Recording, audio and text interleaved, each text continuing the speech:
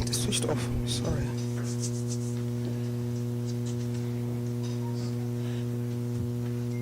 Now the African Union, under the theme of Educate, an African Fit for the 21st Century. I want to seize this opportunity to thank my sisters and brothers, the African ambassadors, for their strong leadership and commitment to make the celebrations a success. My thanks go to our colleagues at State Department, the Bureau for the African Affairs led by Ambassador Molly Fee, Assistant Secretary of State, for their valuable kind assistance. I want to thank you, Dr. Gruber, for joining us this morning at this opening session and later during the second part, a panel on the science diplomacy. We thank you dearly. We look forward with great anticipation on how we take our partnership on science and technology to higher levels of engagement with the United States, both at bilateral and the continental levels. I want also to thank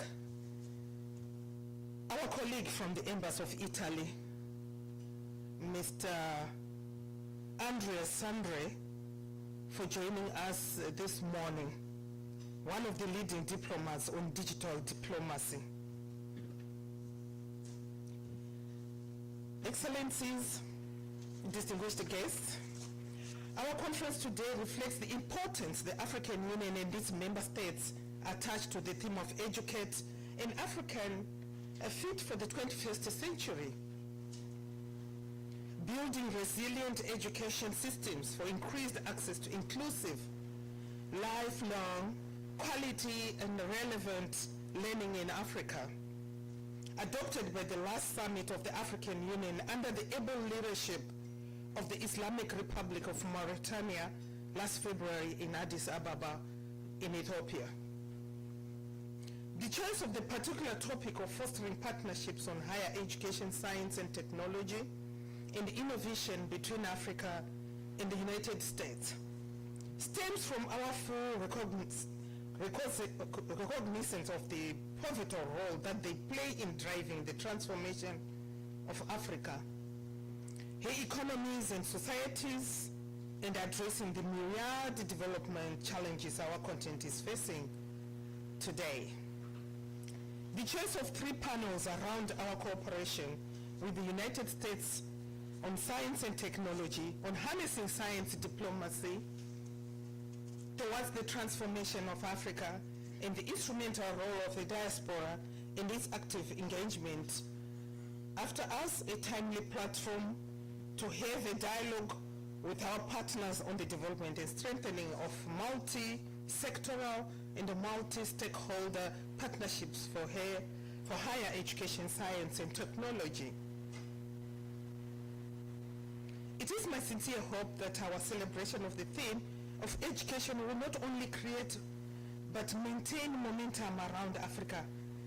Africa can leverage the transformative power of partnerships on science and technology. We have a unique opportunity to leapfrog and unlock the full potential of science, technology, and innovation as a driver towards the Africa we all want, of prosperous, integrated, peaceful continent. Africa has all the necessary strategies and the policy documents. We need the full operationalization of our continental policy frameworks on education, science, technology, innovation, technical and vocational training, and align our partnerships towards these priorities. I cannot conclude my remarks without putting a particular focus on Africa's growing youth population. A vital and transformative force, if empowered, tools and skills to achieve its full potential. The future is African. By 2035, Africa will have the youngest and largest workforce globally. By 2050, 1 in every 4 people will be African. Investing in education, skills and knowledge transfer by encouraging and facilitating access for African students to major international universities, including American ones, represents a huge opportunity for all. It is now my distinct pleasure to invite my dear sister, Hilda Mkantabana, Ambassador of the Republic of Rwanda to the United States and the Vice Dean of the African Diplomatic Corps.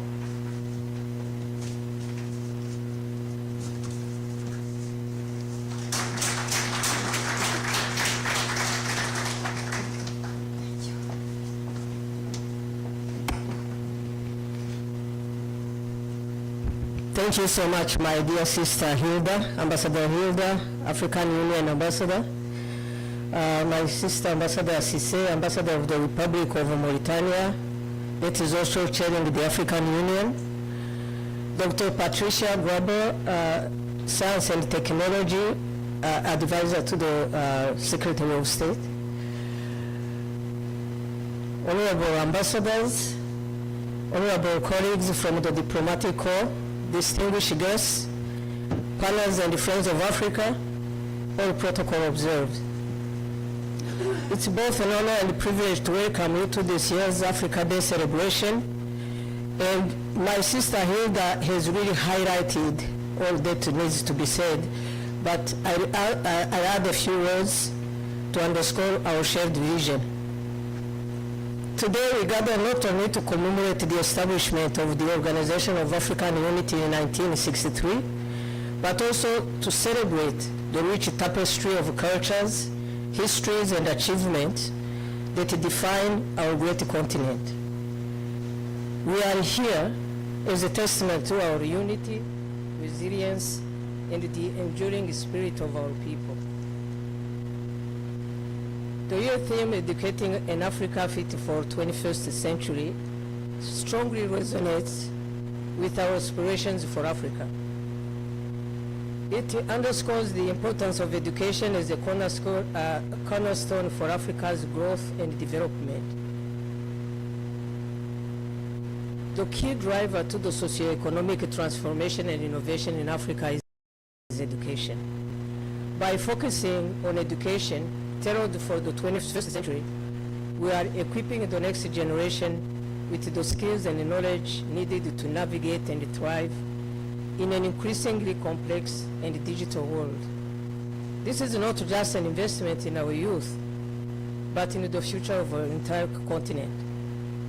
By fostering partnerships in higher education, science, technology, and innovation, these collaborations can offer mutual benefits that can prepare sustainable development and economic growth for both Africa and the United States. For Africa, engaging with U.S. institutions provides access to cutting-edge research, advanced technologies, and educational resources. For the U.S., collaboration with African nations offers fresh perspectives, new markets, and the opportunity to address global challenges through diverse and innovative approaches.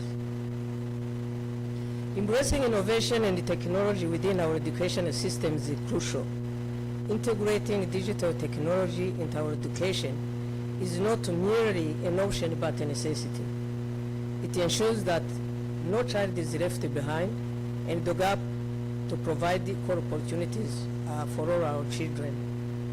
Achieving an education fit for the 21st century requires a collective effort and collaboration. Governments, private sector, non-governmental organizations, and international partners must work together. By leveraging our collective resources and expertise, we can create a robust educational ecosystem that supports lifelong learning and continuous development. As we celebrate Africa Day under the theme Education Fit for the 21st Century, let us commit to this transformative journey together. I look forward to our discussion today and to a bright future we can all build together here in this room. Thank you so much.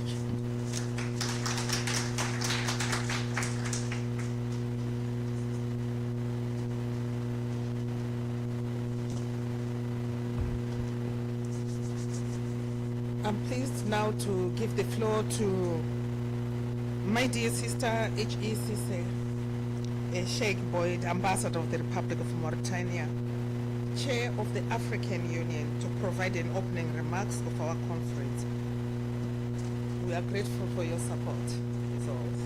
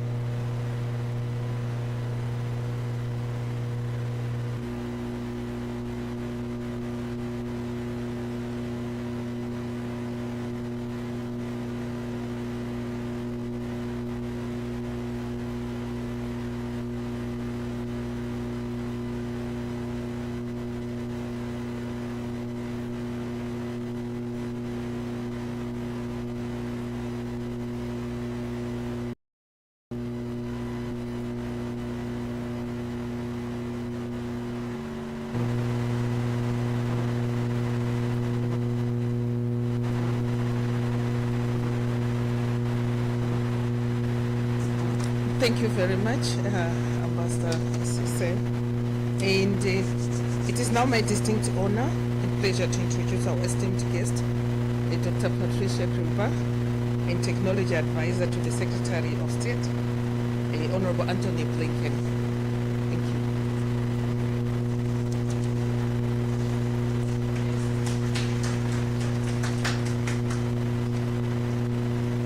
Thank Madam Ambassador, and good morning to you all. And thank you to my panelists, to my partners here. It's really an honor for me to be celebrating Africa Day with you all. My name is Patricia Gruber, and I am the Science and Technology Advisor to Secretary Blinken. On behalf of the United States government, I'm really grateful to be here to share this meaningful partnership dialogue. As has been mentioned, of course, the latest AU summit announced that this year's theme would be education. Education and skills are essential for a modern 21st century economy, and the United States supports strongly your aim to build a prosperous Africa based on inclusive growth and sustainable development. The United States seeks not only to be a supporter, but above all, a partner in these efforts. Today we look forward to 3 great panels with representatives from the U.S. and Africa to explore these important conversations.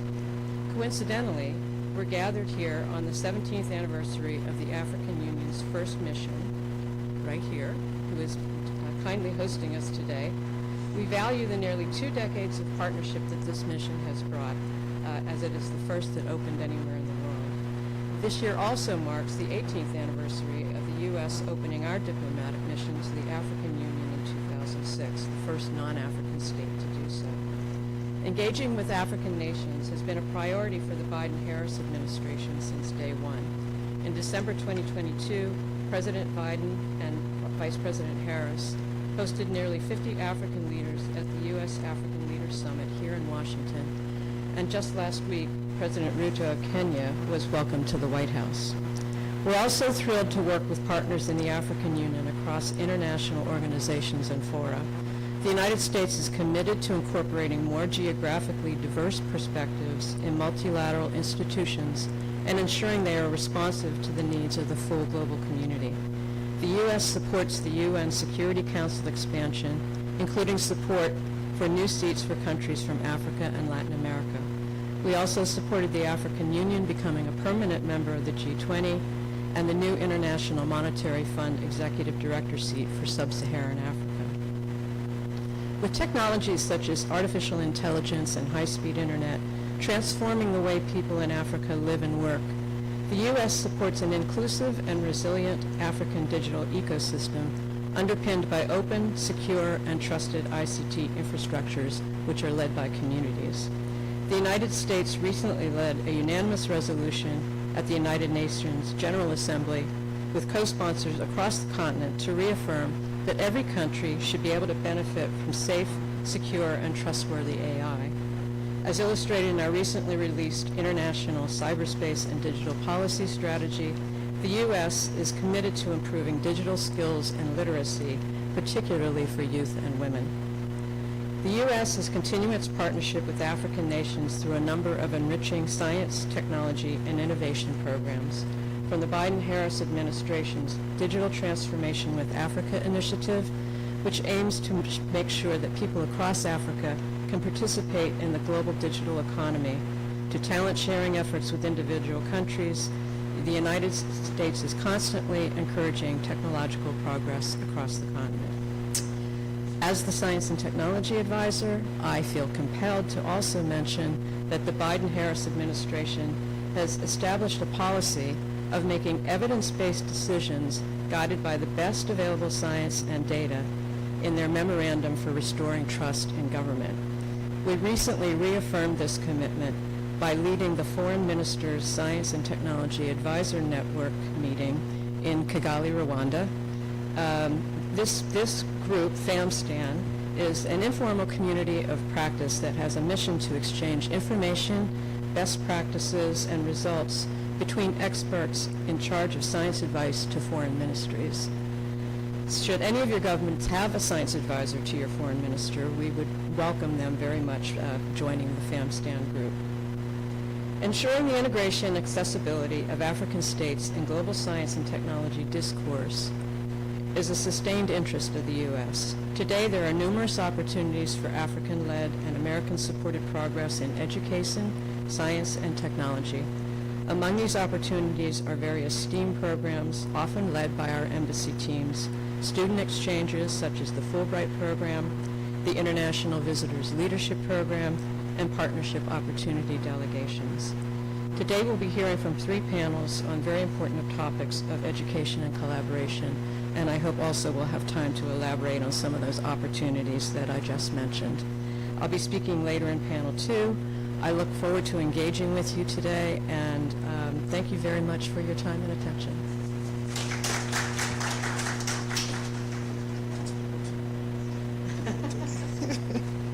They say there's nothing impossible, and we would have known her before she gave this, and but I thought it would be stronger to do it a little later, so that which strengthens what she's talking about, the work that she's doing with Africa, that the government of the U.S. is doing with Africa, and we look forward to having most of the issues that came up during the Leader Summit, which was in 2022, to be implemented, to get to a point whereby it's tangible. Yes, we thank the Biden-Harris administration for the support of African Union to be a member of the G20. We dearly thank that. Let me say, Dr. Patricia Gruber is serving as the Science and Technology Advisor. I think we should all get her contacts so that we can pursue most of it. She's serving as the Science and Technology Advisor to the Secretary of State. In this role, she engages with academic and private sector research communities to inform foreign policy priorities and promote international science and technology collaboration. Dr. Gruber served as the Director of Research at the Office of Naval Research, ONARA, with the responsibility for the Department of Navy Fundamental Research Portfolio, balancing critical investments in future capabilities with exploration of high-risk emerging technologies. In this role, she also led the development of the Naval S&T Strategic Plan, initiated the Basic Science of Autonomy program, coordinated all ONARA's education, outreach, and diversity programs. More recently, she served as Technical Director for ONARA Global, leading a group of 50 scientists and engineers who facilitated international research collaboration and acted as technical liaison to operational fleet forces. She had oversight of the Navy's International Science Program, which awarded over 200 grants per year across a wide range of technologies and partner nations. Prior to ONARA Global, she was Vice President, General Manager of Maritime. At Bertelle, at the Deputy Director of the Applied Research Laboratory at the Pennsylvania State University, she has held a number of technical management and business development positions at AT&T, Lucent Technologies, and Marconi Communications. Dr. Gruber received an MS and a PhD in Applied Maritime Physics from the University of Miami and a BS in Meteorology from the Pennsylvania State University. She conducted research in maritime science in the Naval Research Laboratory and Bell Laboratories. I thought this should not go unrecognized, so that people who are here and also other scientists who are here, they know you better. Thank you very much for the work you are doing. Yes.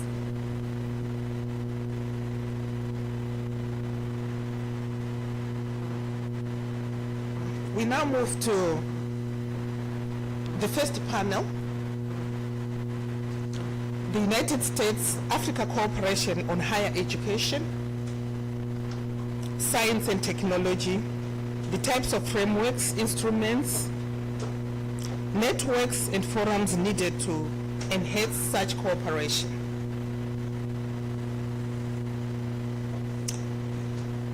I will be moderating this session, and to begin with, if I can have Professor Sinye come to the podium. Professor Sinye, Executive Director, Professor Thunderbird, School of Global Management and Senior Fellow at the Brookings Institution's Global Economy and Development Program. Dr. Deepa Shakman, Senior Education Advisor, Africa Bureau, USAID. and Dr. Wenda Budapest, Program Director at the National Science Foundation. I thank you. I'll begin with you, Professor Sinye. If you can. Thank you so much, Excellency, for the kind introduction. Distinguished Ambassador, I saw so many incredibly familiar, outstanding leaders. If I start naming, I will just have so many enemies because I will have to name literally everyone. But let me start with acknowledging her. Prof. Sinye, I'm sorry, Prof. Sinye. Please, Okay. if you could come to the, because these ones are not connecting to the recordings.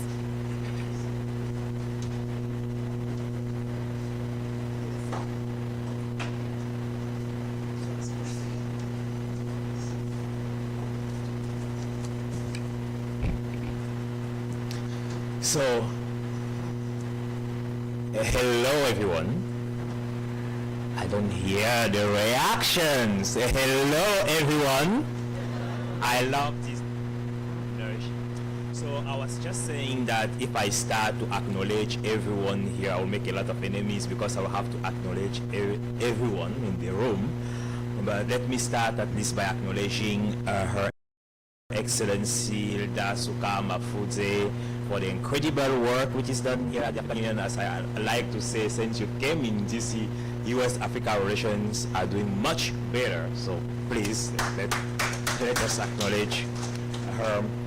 So, of course, I must acknowledge Her Excellency Mathilde Mukantabana, our distinguished Vice Dean of the African Diplomatic Corps, but also Her Excellency Cissé Boide, Ambassador of the Republic of Mauritania, Chair of the African Union. So I think I cannot start without doing this.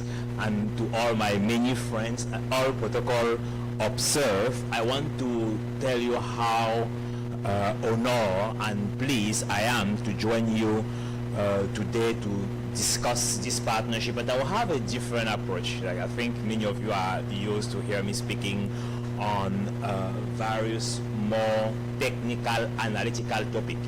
But instead of providing you the broader trend, because you are very well represented by the distinguished panelists who will be sharing the U.S. perspective and the specific tools that their representative agencies, respective agencies are using. Let me start with a couple of things. The first one will be to share a few trends. I like to share positive story about the content related to the SDG, the Sustainable Development Goal on education. And then the second point that I want to highlight some specific opportunity of collaboration from a Thunderbird School of Global Management at Arizona State University perspective, so decentralized cooperation. So to highlight a few of the key progress. When you mentioned, so my first reaction, we like to speak about higher education, but before reaching higher education, one of the key, in my most recent book, Africa's Fourth Industrial Revolution, one of the key arguments that I make is in order for the Fourth Industrial Revolution technology development in order to benefit the continent of Africa, we should invest in higher education. It's extremely important, but quality of higher education start at the primary, secondary, and level of education. So it's extremely important to hear that. And related to that point, so I want to mention that the completion rate of upper secondary has progressed in about 80% of the African countries. So which is a substantial increase toward achieving the sustainable development goals. And the gender gap as well has been reduced in more than 56% of the countries. So I was very excited when taking the picture of the first panel, a 100% women panel, and even now I'm the minority on on this panel. So please give another round of applause to the organizer. that's just another illustration on how extraordinary the work is being done, and of course Rwanda is leading the way in those. I would like you to forgive me for naming some of the countries, because quite often on many of the platforms, when people speak about Africa, they highlight African countries, they highlight the underperformer. So forgive me if there are countries not necessarily named, but I also think that it's extremely important to highlight the outperformer. And speaking about outperformer, for example, for school internet education, you have countries, the countries which are leading the way also in bridging the gap include Rwanda, Algeria, Cape Verde, Egypt, Eswatini, Senegal, Tunisia, Mauritius, and the Seychelles. So those are some of the countries leading the gap, leading the way in closing the digital gap and starting even at the primary education. So extremely important. Okay, so having mentioned those points, of course there are many other stories that I can share about some of the countries. So Excellency, I would like to apologize if your country was not named as one of the outperformer. It's probably in one of my notes, but I will not, if I start listing all the countries, I will still be there next week. So now let me shift to some specific tool of decentralized cooperation, and I will provide concrete illustration of what Thunderbird, the Thunderbird School of Global Management is doing, and within the broader Arizona State University. So when Vice President Harris visited Africa, she mentioned one of our initiatives, the 100 Million Learner Program, so which was started of course by Thunderbird to reach about 100 million learners around the world by offering 5 accredited courses, which can also be a pathway to our higher education. So those are some of the concrete illustrations, so which were launched with the support of the Najafi, the Francis and Dion Najafi donors. So they provided us with $25 million to launch that initiative. So the program is particularly used for the Academy for Women Entrepreneurs, and it's also used with another of the Thunderbird program, the Dream Builders one, where we have already 100,000 women who have enrolled around the world. So that is one of the initiative. The second one, Thunderbird at ASU has just received from USAID, and perhaps we will speak later, the broader Arizona State University, over $80 million to support the yearly capacity strengthening program on the continent. So the idea is to build a community with you all know about the yearly program, the Young African Initiative, Leadership Initiative program, which was launched during the Obama time. So now the overall goal is how do we leverage those capacity to achieve the change that Africa aspire. Another initiative, let me finish with 3 of the initiative. We have partnered with the government of Egypt, and we are providing capacity also building and strengthening for senior leaders who come here in Washington DC, and they spend about 10 days. So we have received already 5 cohorts. We have 3 cohorts in July and August who can come, and when they are here they are also engaged with senior institutions, whether you speak about the Congress, the World Bank, the International Financial Corporation, of course the African Union mission here as well. So as part of the initiative to really strengthen the higher education relation, and this is done in partnership with the National Institute for Governance and Sustainable Development in Egypt. So again, as I like to speak about the decentralized cooperation, things are happening beyond the government action, but in partnership and with the support of government action. So we have also provided training to ministerial, I was the academic director, to numerous ministers around the continent of information and communication technology. during the GTEx, for example, in Morocco. So the Thunderbird was leading the ministerial training, and we had about 24 ministers and senior civil servants who were represented. And let me finish by speaking about, and many of the embassies already know the program, the Executive Master of Global Affairs and Management, which we are offering also here in Washington, D.C. with the Thunderbird School of Global Management, and with a commitment, although so this is probably one of the only programs in the United States where we have the highest African representation. And with that African representation, I personally committed and I engaged with the higher leadership from ASU to provide the highest possible support and scholarship to the people who are enrolled in the program. And African receive on average 30% to 40% more scholarship than other groups. So for any of the embassies and represented here, if you have your senior staff, you have had in the program former minister, ambassadors, but also deputy chief of mission, advisor, among other member of the Congress, of the IFC, of the World Bank. So I really wanted to share a different perspective here instead of speaking hypothetically. So there are clearly specific tools for engagement, for education, and generally supported by the US government or by private players, and we developed some of the tools that the US government also will be leveraging in achieving the mission. So I'll be happy to further discuss later. Thank you very much for your attention.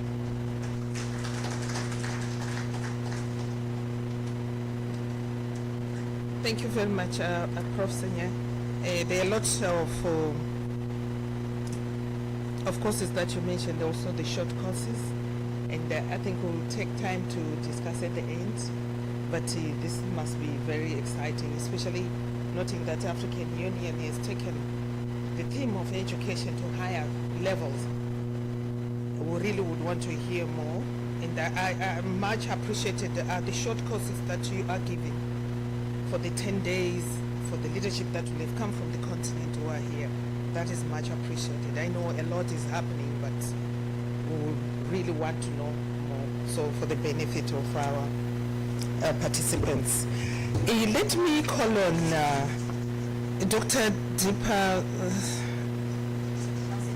You say your last name. You're welcome.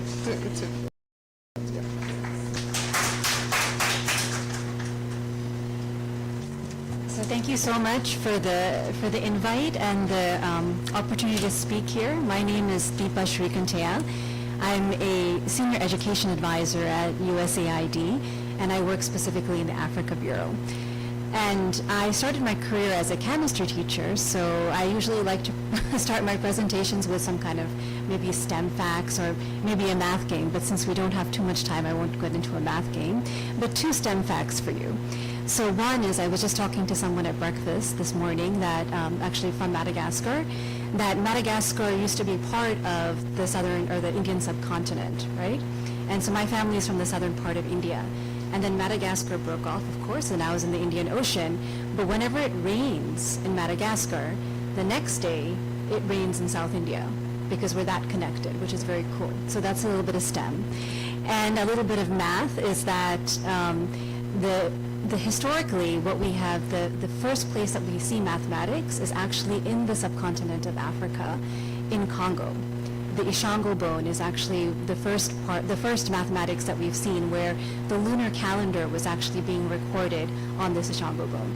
So I like to think about some of that because we've been doing math and science and technology. I mean, technology, has advanced quite a bit. It's also a moving target. But math and science has been there for the longest time, right? Because it is our way of understanding the world and our way of inquiring about the world. So I wanted to start with that just because teachers, once a teacher, always a teacher. So as I mentioned, I am a senior education advisor in the Africa Bureau, and I support a number of countries, my colleagues and I as part of a team, and I'll just mention the countries that I support because a number of you are here. So in East Africa, I support Kenya and Djibouti, and then in West Africa, I support Niger, Burkina Faso, Mauritania, as well as Sierra Leone. So it's very nice to see those representing the countries that I get to work with the missions on a day-to-day basis. And also, of course, to see all the rest of you here as well. So one of the examples that I like to give, because I support Kenya, is because of the Kenya state visit last week, and I had an opportunity to work on this state visit. There was a lot of STEM conversations, as I'm sure all of you are very familiar with. And there were two important visits that happened with the state visit. One was in Atlanta, and of course then in Washington, D.C. And one of the things that I wanted to highlight is the connections that we made in Atlanta between HBCUs, historically black universities, colleges and universities, and also universities in Kenya. And this was really a historic time, because really thinking about how HBCUs and also other minority-serving institutions can have better representation abroad globally. And even thinking about the diversity in America, right? So thinking about all the different populations and people that we have in America, and how that can also be better represented abroad. So this historic framework was to drive innovation, research, and also job growth in STEM, particularly in Kenya. And also, we're hoping that it also spreads to other parts of Eastern Africa as well, because a lot of neighboring countries will also benefit from this. And USAID Counselor Clinton White was the one who represented and signed it on behalf of USAID to enhance STEM education for economic development, enhance STEM education for economic development and cooperation. And the signing took place at Spelman University, and USAID announced $32 million for education in Kenya. So that's good, significant contribution, and also shows that we're going to be doing quite a bit of work, and $850,000 for EdTech Africa initiative. So that's another initiative that we're focusing on. The EdTech Africa initiative is a public-private partnership, and it's from the President's Advisory Council on Africa Diaspora Engagement. And it's to promote STEM education through public-private partnerships. And one of the things that we're looking at is we're looking to support an open university in Nairobi, Kenya. And the open university is structured so that we have hybrid courses, so students can attend in person for a little bit, but also there's a lot of remote classes as well, and focusing specifically on STEM education. So it won't only be open to students in Kenya, but hopefully across Eastern Africa as well. So Uganda, Djibouti, Ethiopia, Tanzania, etc. So we're hoping that it provides opportunities for other students who may be working or having other commitments and they can't attend full time to be able to come and have opportunity to learn about STEM education. And so this open university, we're hoping to connect it also with the work that HBCUs are doing in the United States, as well as private sector companies like MasterCard and Microsoft.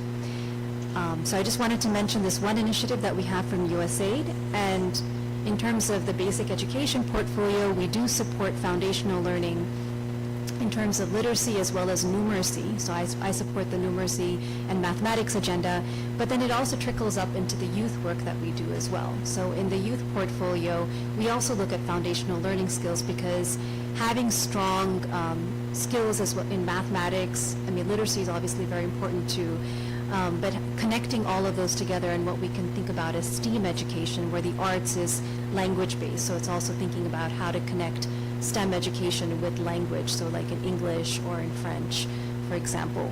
And so we're really working on that at the youth level too, and thinking about how better to bridge the primary education that students have in mathematics and sciences to the secondary, so that there is that retention.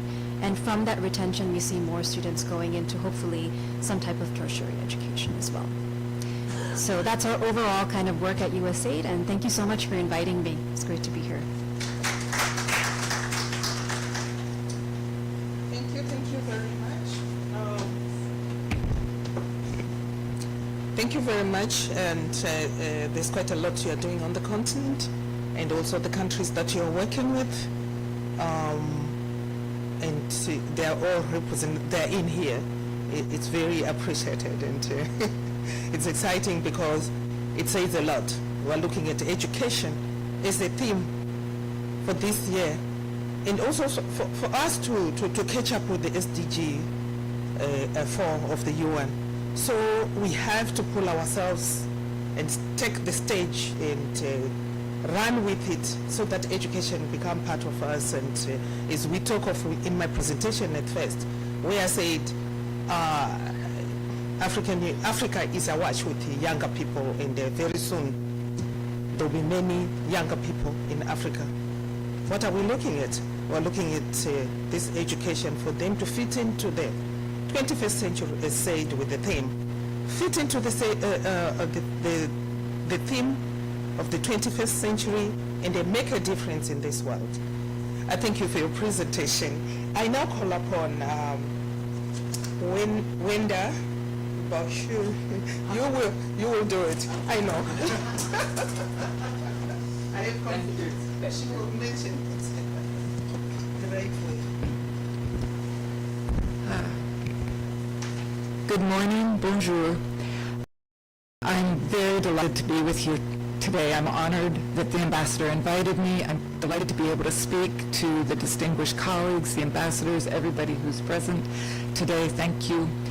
And I'm particularly honored because the theme today of education, science, technology, and innovation is actually what took me to the continent for the very first time 30 years ago.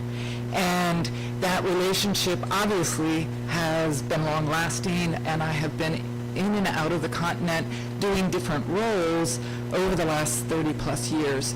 And my current role is really quite an honor for me because I work at the National Science Foundation, so I stay very close to science, technology, research, and innovation.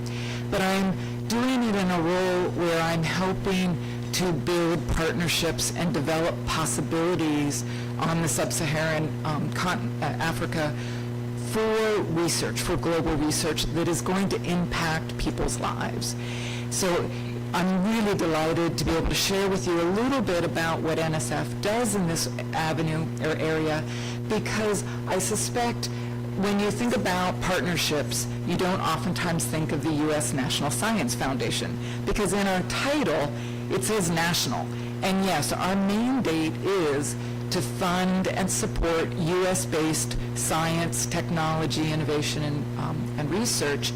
However, we do have an office called the Office of International Science and Engineering, because we understand and we recognize and we value the importance of partnerships, particularly in science, to address global challenges.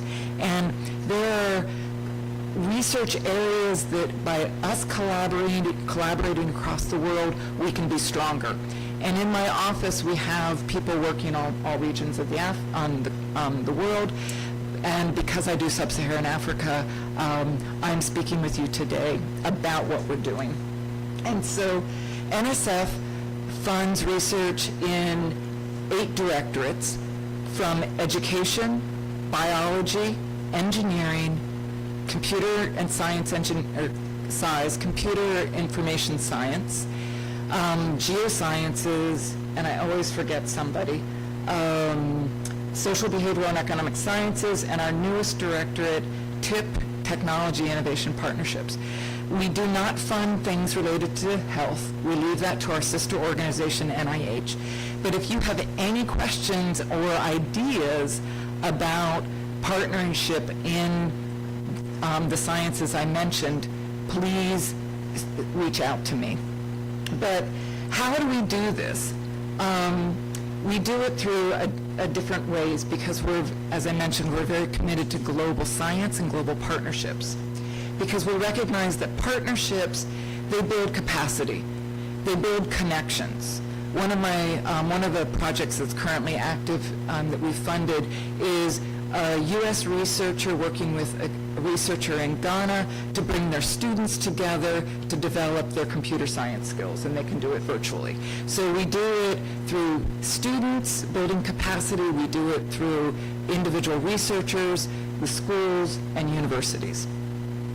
We recognize that we need to broaden are science. That when you have a narrow group of people asking scientific questions, you get a certain amount of answers.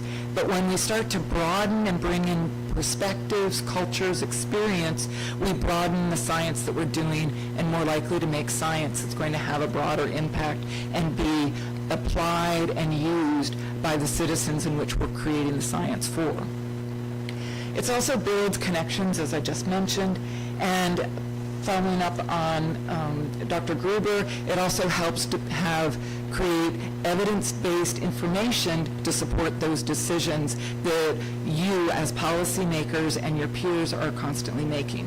So that's why NSF is very much committed to doing global science and broadening both from the student to the grad student, to the researcher, and even to the institutions of engaging in global science.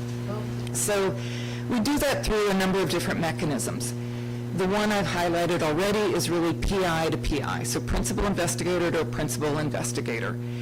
Because we're the National Science Foundation, we can only fund researchers based at U.S.-based institutions. However, we can fund research collaboration. So if one of our colleagues is working with somebody in Ghana or Mauritius or Central African Republic, then we could potentially pay for one person to, somebody to come to the U.S. to visit, or for the U.S. researcher to go there, or to send a grad student. So there are ways that we do fund international research if it's under the rubric of collaboration, research collaboration. That we mainly do that through our core programs. Right now we have over 500 actively funded NSF research projects that are engaging with the continent of Africa. So that's just from a researcher saying, oh, I've got a good colleague in Mozambique, I'm going to collaborate with them, I'm going to write them into my NSF grant, even though NSF can't fund them directly, it can help support the research activities they do together. So that's probably, at the moment, our current most strongest mechanism is our researchers to researchers. But it ultimately brings universities together. And so then universities start partnering, and then we can oftentimes help fund maybe a scientific workshop, maybe a larger project that comes out of that, and I'll explain one in a minute. And then the next level that we like to partnership is really funder to funder. And so we do that through bilateral means, multilateral means, or larger groups. Like if you've heard of the Belmont Forum, this is it's a group of funders that come together. There are different calls that come out to bring researchers together from around the world. Right now, on the 24th of May, a Africa region call was just released in the Belmont Forum. And if you need any of this information, I'll be happy to supply it to you later. But it is a way to bring funders together and provide opportunities for researchers. There's another kind of global platform called the Transatlantic Platform. That's mainly for social sciences, but again, it has about 10 countries that are working on it, and its latest call was on trust, governance, and security. So, in my particular office, we do have 3 programs where we can fund researchers in the U.S. to do international work. One program is called IRIS, and it's focused on working and creating opportunities for students, both students in the U.S. and students in potentially one of your countries, to work together and have a professionalizing experience to bring research to, to develop their research experiences. The other one is ExcelNet, and this is one to connect networks. If you have, and I'm going to pick on Dr. Gruber's field of marine scientists, and so if there's a network in your country of marine scientists, and there's another one in the U.S. and maybe one in the Asia-Pacific region, we have a grant that can bring those networks together, make a global network, and support collaborative research. And the last one that we also do is called Global Centers. And this is a newer project, a newer program that was just started 2 years ago. The first year it was on climate change and clean energy. This year It's on bioeconomy. Next year, I imagine it's going to be another global challenge, but it's designed to bring funders together to fund researchers from their countries. And one of the things that we're working on that is to find ways of doing post-award funding. Say, for example, Morocco wants to put a postdoc onto one of these global centers that have been awarded. That we're looking for opportunities to broaden these global centers to be truly global and bring in researchers from other areas. And we're looking for innovative, interesting ideas, and I'd love to talk to you if you happen to have some. And that brings me to my final point, is that through all my years of working on the continent and in the U.S., but particularly on the continent, I was always struck by the ingenuity and the innovation and that was happening through individuals and people on the ground to solve their daily problems and to help their neighbor. And that's an echo that I've always seen through all of my work and visits on the continent. And I want to throw that back at you to say, let's think creatively, innovatively together on ways that NSF could partner with perhaps a funder in your country or some other avenue where we can create more opportunities together to bring our scientists together to solve some of the global challenges that are facing us. So thank you.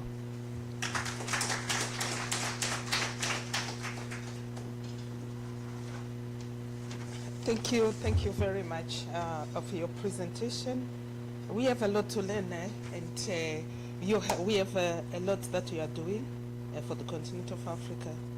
And what is very impressive here is everyone is really fundi of what is happening in the continent, and very geared to make that difference, so that we end up with a win-win situation, having our young people connecting with the young people here, and the young people here connecting the people on the continent will certainly make a difference.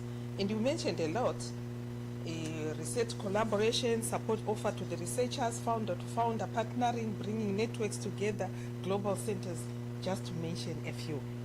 And now I really would want to open this for questions, comments, and all that to the panel that is here at the stage, and so that we can know more. And also, you can also get the contacts. There's a lot that is happening which can benefit our countries, and this is such an opportunity. Are there any comments? Any? Oh, thank you, my brother, but I'm not seeing the name of the country. Senegal. Oh, Senegal. Go ahead, my brother.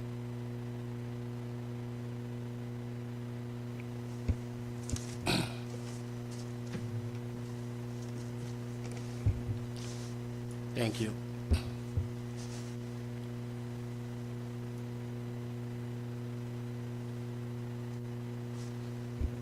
Yes, thank you very much for having us today. It's really a pleasure for us to be in here, especially is on that theme, education, which we know is the essential. People without education is nothing. So we need education. It's the basis of the true show. So also thanks to all the panelists for what you guys were saying is really important. I have maybe 2 points, especially with Professor Sidney and also Madam from USAID. So I will start with Madam with USAID because she was talking about open universities. I guess it's the same with, what we have in Senegal, a virtual university, UVS. So we started this in 2013, and it wasn't the first choice, of course, for a lot of students, because for them going to the normal, regular university was the choice at that time. But like everybody knows, in Africa, all those universities are, many people are there. Unfortunately, they cannot contain everybody. So we start building other universities in Senegal. But I think to close the gap in the digital, the gap digitalization, we need that kind of a school. So UVS, I think we need partnership down there, maybe with those open universities, because there is a lot to do. We have some degrees, of course, some people who graduate, but I think we need more. So how to bring all the partners, how to bring them together to try to help us, to try to help all those kind of initiatives in Africa. Now it's not only in Senegal where we have that kind of initiative, but with universities. So I think we can learn more from those open universities and to just enhance the program, because I know that there's a lot of things to do with that kind of cooperation. So I think USAID or any other institution, they can help, they can try to enhance that kind of initiative in Africa, especially in Senegal. So how you guys can help us make it better. So that's my first point. So the second point is with Professor Signé, je pense, right? Okay. So he was talking about reducing the gap, especially starting with the basics, primary school. I think that's what we start in Senegal, of course. All the primary schools, they do computer science, at least they start. But also they are learning another language, English, for example, right? It's not only French now. I think it's really important right now, because we all know that we need a second language, in this world. We cannot only speak French. We need English, by the way. So how you guys can help trying to enhance that kind of initiative also in Africa. The second one is regarding the program you mentioned. It's really interesting, but sometimes we don't have the means to join that program. I know there is some fellowships, right? You guys offer, but it's still really high for some African diplomats or African executive. So maybe we can think about how to reduce those costs, and I think some of our colleagues will be happy to join, because it's really, really important to have another degree, in that kind of suits. So, sorry. let me just, Sorry. finish. It's regarding the cooperation with the universities. I know that sometimes it's really hard to get an opportunity to be helped, to join, a university in the US or in France or whatever, because most of those kind of initiative, it's an individual things, you need to apply.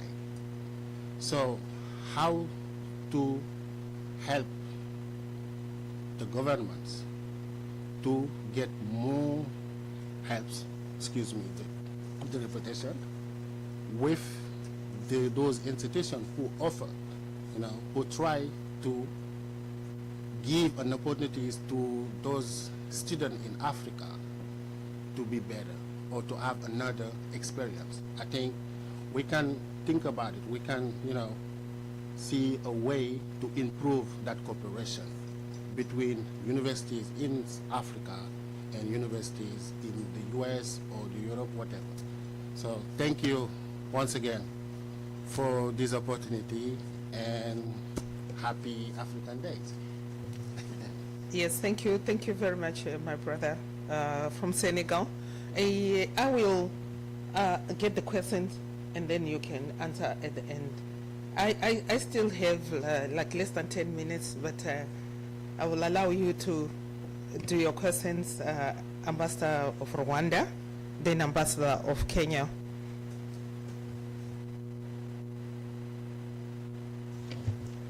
Thank you so much, and I really appreciate the presentations by the panelists. I have to say quickly that really we benefited from Professor Randri Signé, because there are a number of people, especially for my friend from Senegal. I think maybe you should approach him, because they have extended the program, including to some of the people here in Washington, D.C., and then our countries. So it's something to praise for what you have done. My question, quick one, I don't want to spend too much time because we don't have much time, but Doctor, you know, in your, because you mentioned countries that you are operating in, are there people in USA who are operating in other countries, or is it just the only programs existing at the USAID when you were talking about those countries? And then the last one, and quickly, will be, you mentioned the element of international cooperation within your program. How do you enter? Is it by country? Is it me as an ambassador who can come and apply to you and say, I would like to participate in that program? Thank you so much. Right there. Thank you. Kenya, please.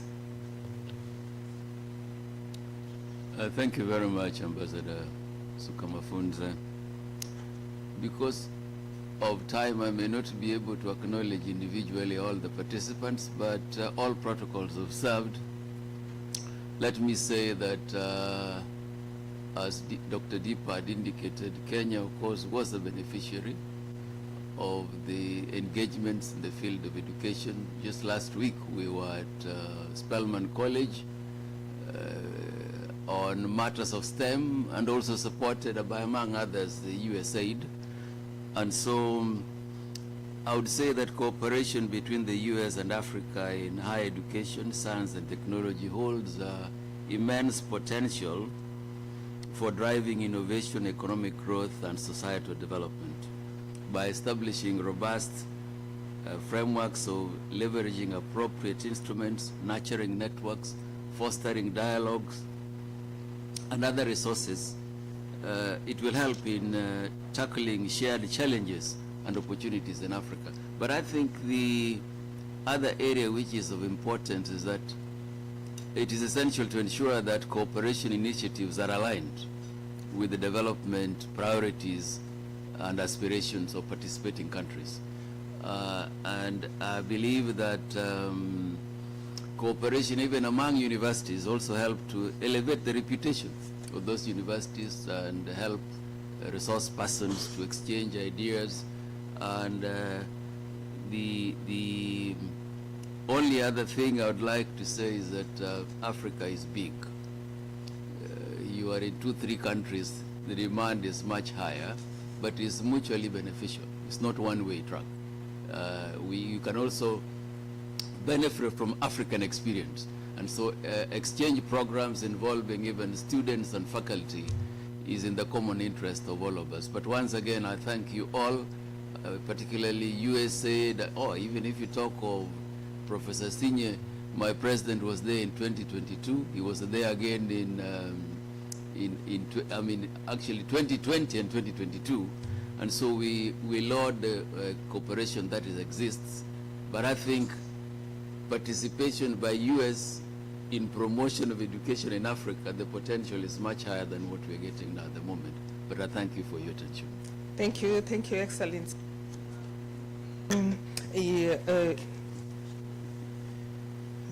Professor Singh, or Madam first. Can you hear me okay in this mic? Okay. So just, first I wanted to address, Ambassador from Rwanda. The countries that I support, those are just the countries that I support. We have a team of people in our unit, and we support all countries, in sub-Saharan Africa. In Northern Africa is supported by the Middle East and North Africa Bureau, but we support all the countries. So we do have, definitely Rwanda is one of the countries that we support, and we also had our education conference, our African Education Conference in Rwanda last year in Kigali. So yeah, just wanted to mention that. No, yeah, no, of course. No, that's a very good question. And just, to kind of touch on the other 2 points, first, in terms of the coordination, like, from USA to support higher education, we support all, from basic education to secondary education and tertiary education. So one of the things that, we try to do is we look for models, or we look for, not necessarily models, but we look for what the country's interests are. So particularly in Kenya with the Open University, I know in Senegal you also have a similar concept. This Open University concept was something that was discussed with the Indian government, because India also has an Open University. And so an MOU was signed between Kenya and India to think about how this Open University could also be potentially replicated, but also contextualized within Kenya. And the Open University, of course, is designed specifically for students who are also, in neighboring countries, but also, who may have like hectic work schedules or like other responsibilities and may not be able to attend university, or maybe looking at university later on in life. So to kind of provide that type of flexibility.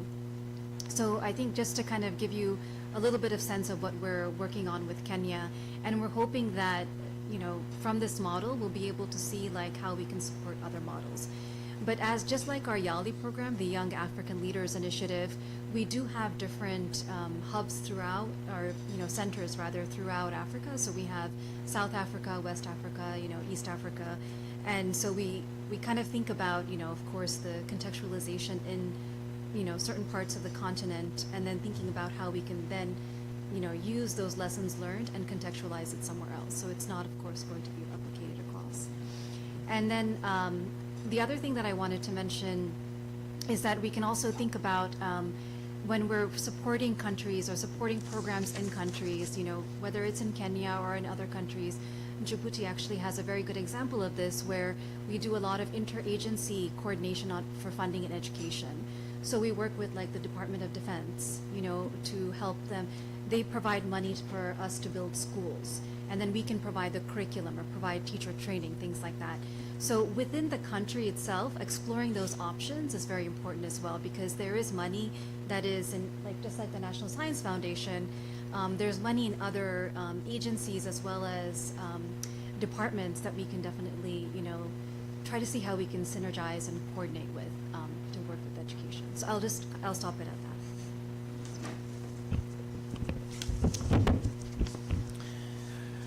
First off, thank you so much, Excellency Mukantabana, for the acknowledgement. Definitely, we have all been impressed with the work that Rwanda has done and the high representation in our program. And Excellency also Ambassador of Kenya. So I think that the director for Thunderbird Africa, who is from Kenya, was just appointed by the President Special Envoy on Technology. So that's another illustration of the collaboration. And once the President of Kenya partner on our 100 million learner and announce it as a gift to the people of Kenya, overnight we received 30,000 people who enroll in the program. 30,000 people to the program, which provide, and we will have about 100. The 100 million learner program is at no cost. We don't say free, we say no cost because someone else is paying for it. And it provide 5 courses, credited courses, and about 100 people will receive scholarship for our online master to complete the program. So that is something that I want to highlight. So we have different type of program to my brother du Senegal. So we have various programs. We have programs which are at no cost. For example, the 100 million learner program, which is also used by the US government in the broader strategy for Africa. You also have some of our online master of global of leadership and management, which typically will cost not far from $40,000, but I discussed with my colleague and the dean. We allow Africans to have it only at $12,000, so about a third to a quarter of the cost. And the program in Washington, D.C., the Executive Master of Global Affairs and Management, where I typically the university hate, so this is not even something I should advertise, because the university hate any commitment of more than it's a program cost $60,000 over a year, only 1 weekend a month program, and the university allow, or we are authorized to give up to 20-25% of scholarship, but to virtually all the African who enroll, my default, I should not say full commitment because you have a committee, but I commit to at least 50% of the cost which is covered. So those are some of the illustrations. So depending on your profile, we can find the program. I have sufficient copies of the program in Washington, D.C. with my business card there. Reach out to me. I'm your partner here. So anything I can get, help you get, I will help you get it, because my goal is to really provide the program to as many African as possible. And I will not tell you that some people have complained, oh, why don't you have more people from other places of the world? So it is a quite diverse program, and I'm happy to have other people from other places of the world, but also as an African, I want to highlight that. And let me just conclude. Of course, I can't speak for a long time, but I just want to conclude by just highlighting, like, very briefly, Excellency CTK. So thank you very much also for the partnership and support. You have had Excellency here as well. Of course, Aroji mentioned the Kenya. So really, we work extensively with the diplomatic corps. The idea is anyone committed into higher education, to education, anything we can do, whether with Thunderbird and ASU or with other programs here in the US that we can support. The goal is to really support. So it goes beyond ASU, it goes beyond Thunderbird. So I'm also part of the Brookings Institution, and we also build capacity of think tank in Africa. So when I joined, we had 6 partners. Now we have about 30 partners across the continent. So I'll stop there. So thank you so much. Thank you, Professor. If he...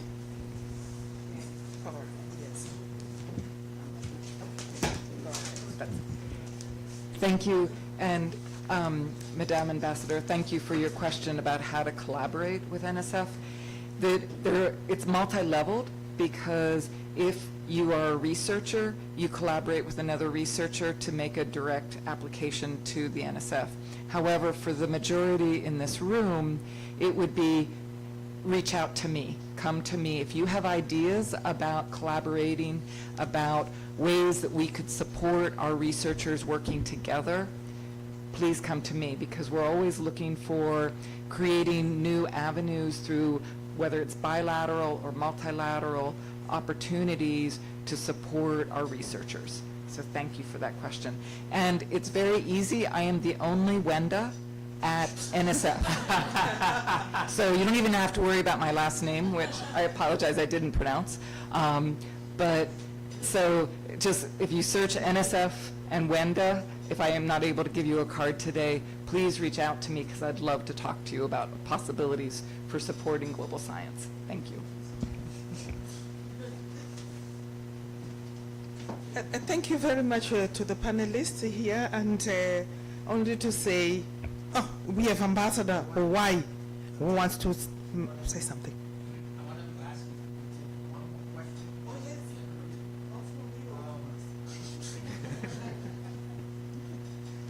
First of all, thank you so much, commending distinguished panelists for your presentation. I'd like to go to your name and then particulars. In Africa, my country in particular was voted the education champion. So Sierra Leone has done quite a lot, and Frabe College is considered the Harvard of Africa. But let me delve a little bit about some of the challenges that our nations are experiencing. Maybe not so much in Rwanda, but across, particularly in my country. There are opportunities available to students, very highly performing students that want to come to the United States. But the bottleneck is immigration. You will get admitted, and you go for interviews, and you're not granted. Now, secondly, They said all politics is local. I know there is a whole gamut of different learning by internet, but there's nothing more important to a country than building the capacity and the physical presence of those educators, scientists, to begin to collaborate and partner on the ground. Could the panelists kind of come up with some incredible idea that will continue to build the capacity of Africa? Don't give me fish. Teach me how to fish. I shut up, Mike. Thank you, Excellency. Thank you very much. Would anyone have can I borrow some few minutes, please? Would anyone? Oh, there's a question. Excellency, please go ahead. Of Mali. Good morning. Thank you for your excellent presentation. Addressing myself to, I don't know if I pronounce well the name, Wenda. You need to do more in reaching out to the different embassies instead of us reaching out to you, because we don't know you. We are here, we change all the time, so you need to do really more so we can know what's the role of your office, and then we can be in touch with you explaining our concern. But if you say we have to contact you or do some research about you, it doesn't work that way. I don't think so. So please get in touch with different embassies in the way you can, so we can work more and to do more about education partnership with US. And also same to Professor Landry, same thing to you. You need to reach out to embassy so we can collaborate. We can work together and do something for our education partnership. Because if there is a consensus that Africa will shape the future, education, I think so, should play a big part in shaping our future together. Because education to me is the bond that serves to maintain people together wherever you are. If I did study in US here today, I go back home. At least I have some friend here. I left here behind some friend, so I'll be in touch with. So education is very important. So there's more to do. Because if you take Africa, there are some countries where student visas are more granted compared to others. There's something to be done about that also. So there's a discrepancy in terms of issuing visa to students depending of each country. That needs to be addressed. Thank you. Oh, thank you very much. You want to respond? Just quickly. Oh yes, go ahead. Go ahead, please. Thank you, esteemed colleague from Mali, correct?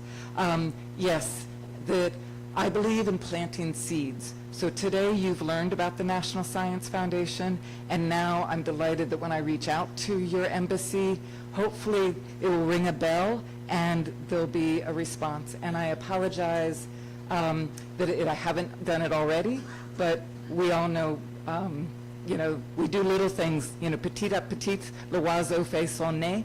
So that's what I'm working on doing. And to the esteemed ambassador from Sierra Leone, I agree 100%. One of the biggest problems we have in funding and supporting collaboration is visas for bringing people together. And I know that the only way we can tackle that is together, that by talking amongst ourselves, sharing it, talking about colleagues, making it a point, we can begin to move the needle on that. We all know that we work in a geopolitical space. There's a lot of sensitivities, and we use our goodwill to build, and to build from the ground up so that we're creating solutions that serve everybody. So thank you. Oh, let me thank this panel, these panelists for the good work and their very informative presentations. Hence, we needed more time, isn't it? You agree with me? We needed more time. I just wanted to mention just a few a few points before the timekeeper pushes me away from this stage. I want to say on the gender, Professor Senior, I think you're working strongly on the gender side, on the issues to do with this time. And also, I wish, I've been hearing sub-Saharan Africa. Yes, Africa as a whole really want to benefit. And I look forward to, at a stage in time, where we will be addressed as the whole continent, not only sub-Saharan Africa, but also with those on the, at the north. They are also in the continent, and we are celebrating today, Africa Day. We are celebrating with them. They are here with us, and we look forward to all those issues of benefit if they can also reach in those countries. We are the secretariat of the ambassadors, and I wanted to just say most of the information, even when we have not reached the embassies, can be brought here to us, communicate with us. We always communicate with them, and I think they appreciate that we can give them all that information. Ambassador Y, just the last one. My husband studied at Fora Bay College, the Harvard of Africa. Thank you. Can we have a photo with the panel here, please? And thank you, Excellency, for the incredible moderation of the panel.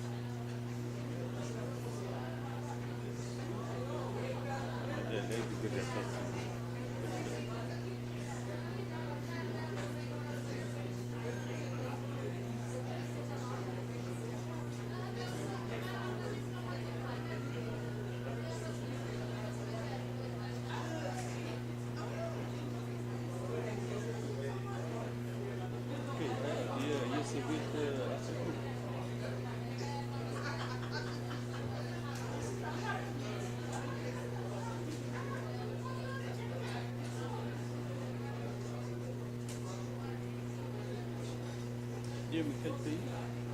Quel pays?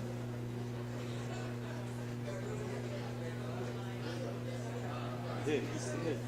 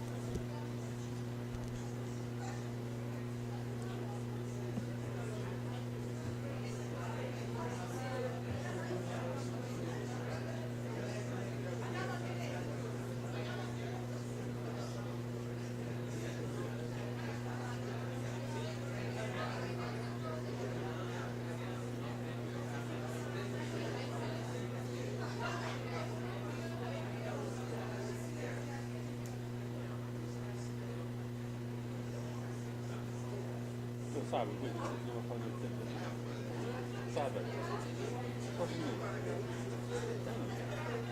لا تجيب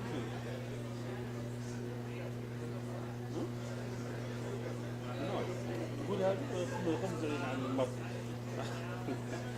خمس يقول عن الناس تستعدي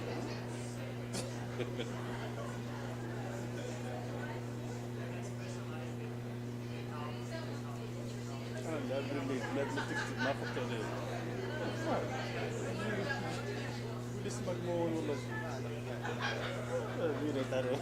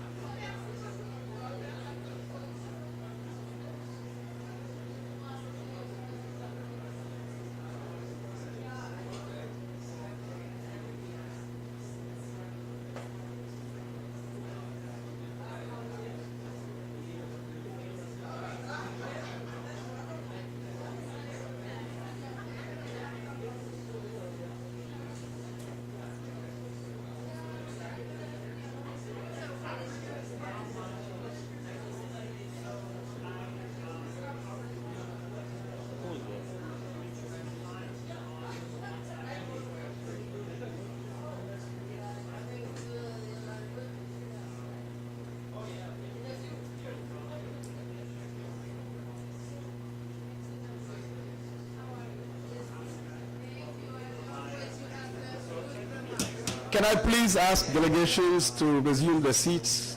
We are running out of time, so I'd like to begin this panel on time.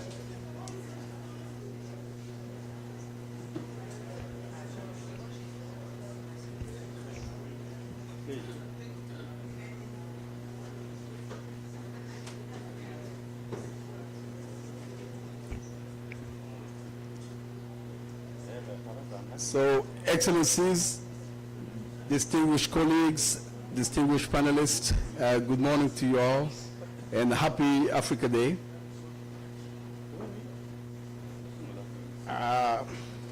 I'm very pleased to moderate this second panel. And before I give the floor to the distinguished panelists who generously accepted to be here with us today to share their ideas and insight, I just would like to offer a few remarks. You are all aware of the blueprint that our African leaders have adopted for African Renaissance, which is Agenda 2063, the vision of a peaceful, prosperous, economically integrated through the African Continental Free Trade Agreement, and which occupies its rightful place in the world. But for us to achieve that vision, we have to pursue education systems focused on accessing advanced technological skills. We need to build and capacitate our human capital. According to estimates from the World Economic Forum, optimizing human capital development could increase annual leverage African GDP by 95 billion US dollars. That's huge.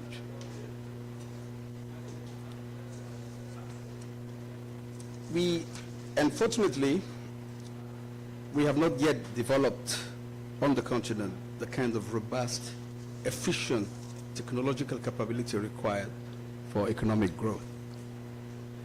Only 2.3% of the world research community comes from Africa, and the continent contributes only 2% of the global scientific publications.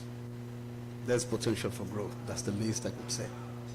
Examples abound of countries that have, through the use of technology, grown from underdeveloped to global innovators. Africa wishes to emulate those countries and intends to harness technological progress and innovative tools to accelerate development impact. We seek to build enhanced cooperation with the U.S., a leading science and innovation country, by way of R&D in areas such as energy, agriculture, environmental issues, health, science education, climate adaptability, space cooperation, and of course, artificial intelligence.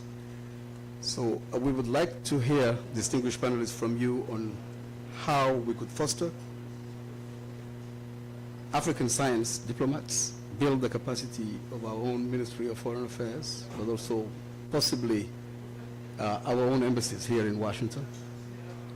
How could we build meaningful science and technology cooperation?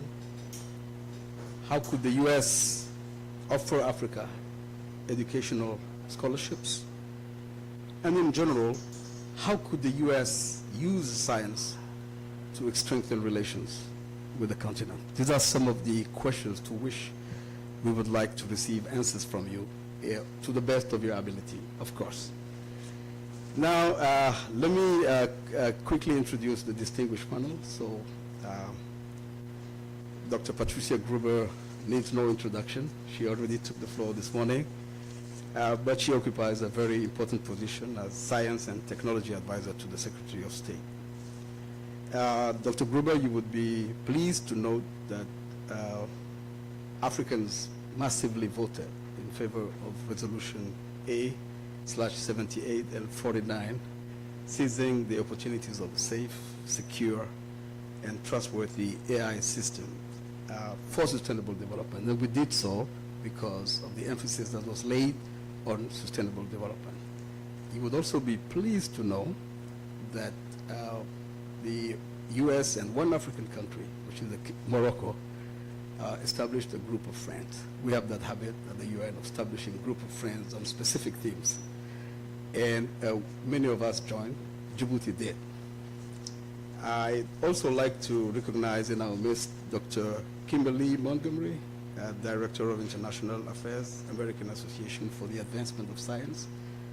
So in preparing for this panel, I came across a very important report that you, in collaboration with the Royal British Society, prepared. That was already in 2010. So science diplomacy on the continent is at its infancy. So we would like to hear from you on what has been happening ever since.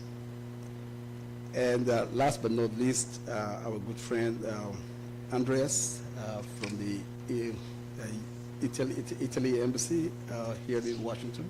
Italy serves as the current chair of the G7.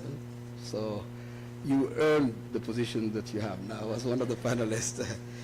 I told you when I first met you now that you and I had common friends, and the common friends I was referring to was the Diplo Foundation. I was one of the supporters back in 2006 in Geneva. So with this, I'd like to give the floor to Dr. Gruber to open the fire.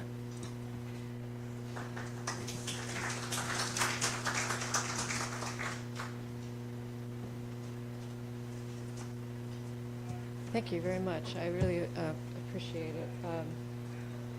it. You might be in trouble because I might go a little bit off script here, but to try to address some of the questions that you asked. But let me start by saying that I'm happy to have this opportunity to share some examples of how the United States cooperates through science diplomacy for the global good. And I appreciated your comment about the emphasis on sustainable development, because I think that's incredibly important. International collaboration advances science and technology, but it also builds capacity and strengthens relationships between countries that maybe sometimes don't always have other ways to communicate. In fact, I would say that science diplomacy is probably our best opportunity to cooperate across geopolitical lines. And part of the reason for that is because scientists are really quite comfortable with the idea of competition and cooperation coexisting. That's, in fact, how science has been done for centuries. So as we work to address the great challenges of our time, climate change, food security, that sort of thing, science and technology collaboration as well as science diplomacy are more important than they ever have been. The U.S. State Department engages relevant stakeholders to promote international science, technology, and innovation ecosystems through public-private partnerships, educational exchanges, workshops, a multilateral fora such as the African Union, the United Nations Commission on Science and Technology for Development, the G7 and G20, and so on.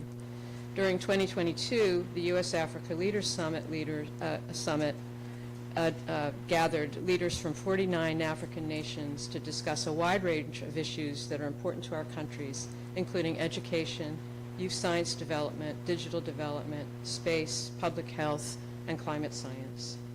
But multilateral engagement is more than just about dialogues. It's really about programs and outcomes that change lives.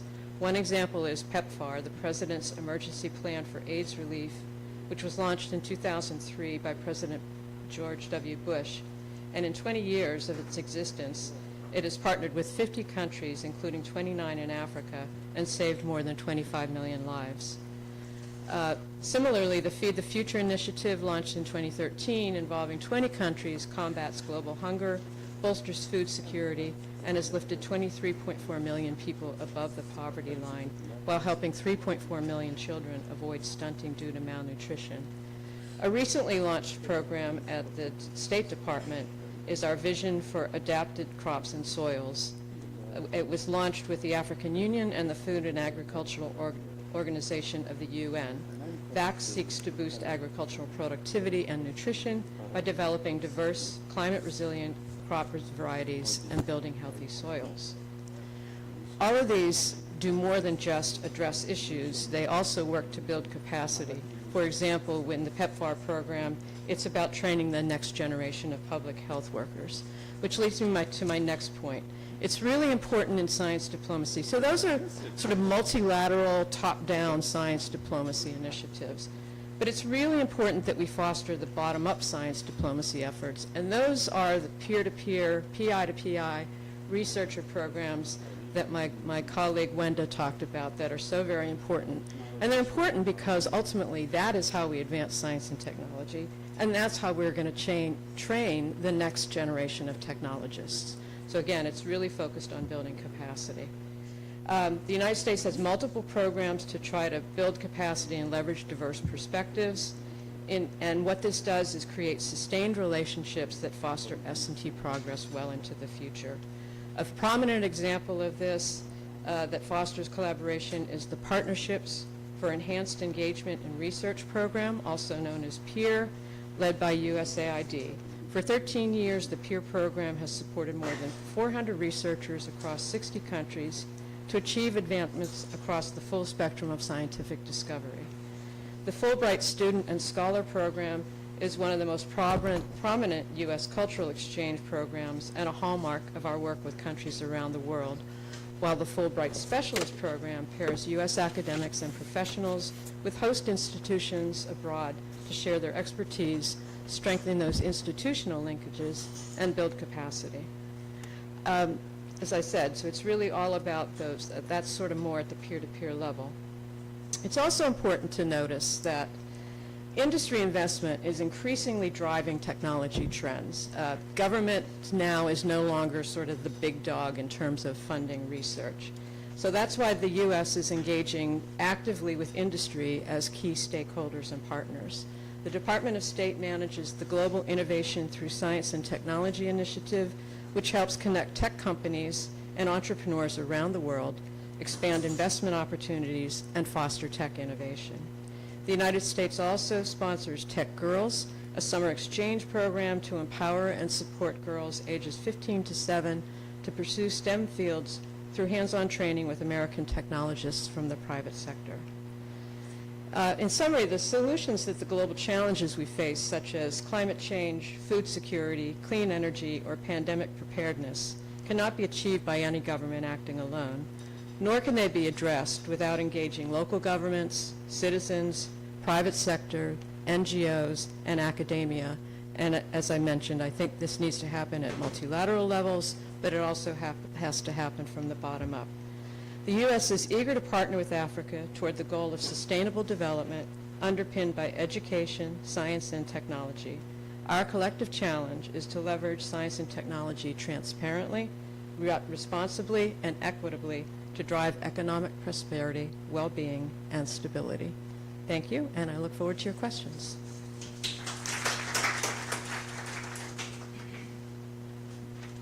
Thank you to you, Dr. Gruber. I now give the floor to Dr. Kim Montgomery, the Director of International Affairs and Science Diplomacy at AAS.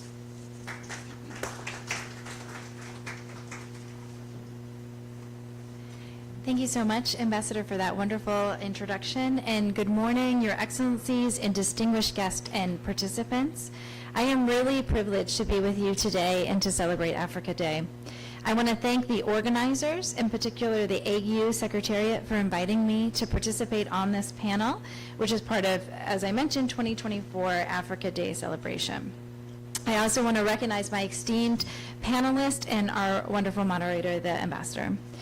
I want to start my brief remarks by acknowledging that we're living in a geopolitical situation that is challenging. Conflicts are altering relations between countries, and relationships between major superpowers are becoming more competitive. And science operates within this changing context, and it's influenced by it. And you're seeing, which can be seen by things like governments imposing new rules on international scientific cooperation. And at the same time, we're facing great challenges that require the global scientific community working together. And I do mean the global scientific community, which includes maximizing the potential of people who haven't always had the opportunities to demonstrate that potential. The African continent, as we've heard already this morning, is home to 1.4 billion people, and its population may reach over 2.5 billion by 2050. And as we've talked about this morning, it has the youngest population of any continent in the world. And those statistics demonstrate the scale of the scientific potential and the talent that is on the continent and will be in the future. And this potential needs to be realized. And that starts with robust investments in research and development across a broad range of disciplines and geographies. So why broad? Because it's impossible to predict which scientific disciplines will produce the next game-changing innovation. Knowledge relevant for economic growth or societal challenges has emerged from every scientific and engineering discipline. And building and maintaining this kind of scientific ecosystem takes resources, which means policymakers and decision makers need to recognize that investing in R&D and creating the scientific infrastructure necessary for innovation and economic growth needs to be supported in budgets. In 2006, African Union member countries committed to spending 1% of their GDP on research and development. R&D investment has increased, and several countries are working towards that target, but there's more work that needs to be done. And we have a responsibility as the international scientific community to work together to help support creating this strengthened research ecosystem that's properly resourced. However, along with national and regional investments in R&D, if we want science to play a more central role in foreign policy, we need good science policies across the world. We need connections between scientific communities, even in difficult times, and we need strong bridges between the scientific and diplomatic communities. I want to focus the rest of my remarks on a few things that AAAS does to build relationships between scientific communities, even in tense times, and to build trust among the scientific and diplomatic communities.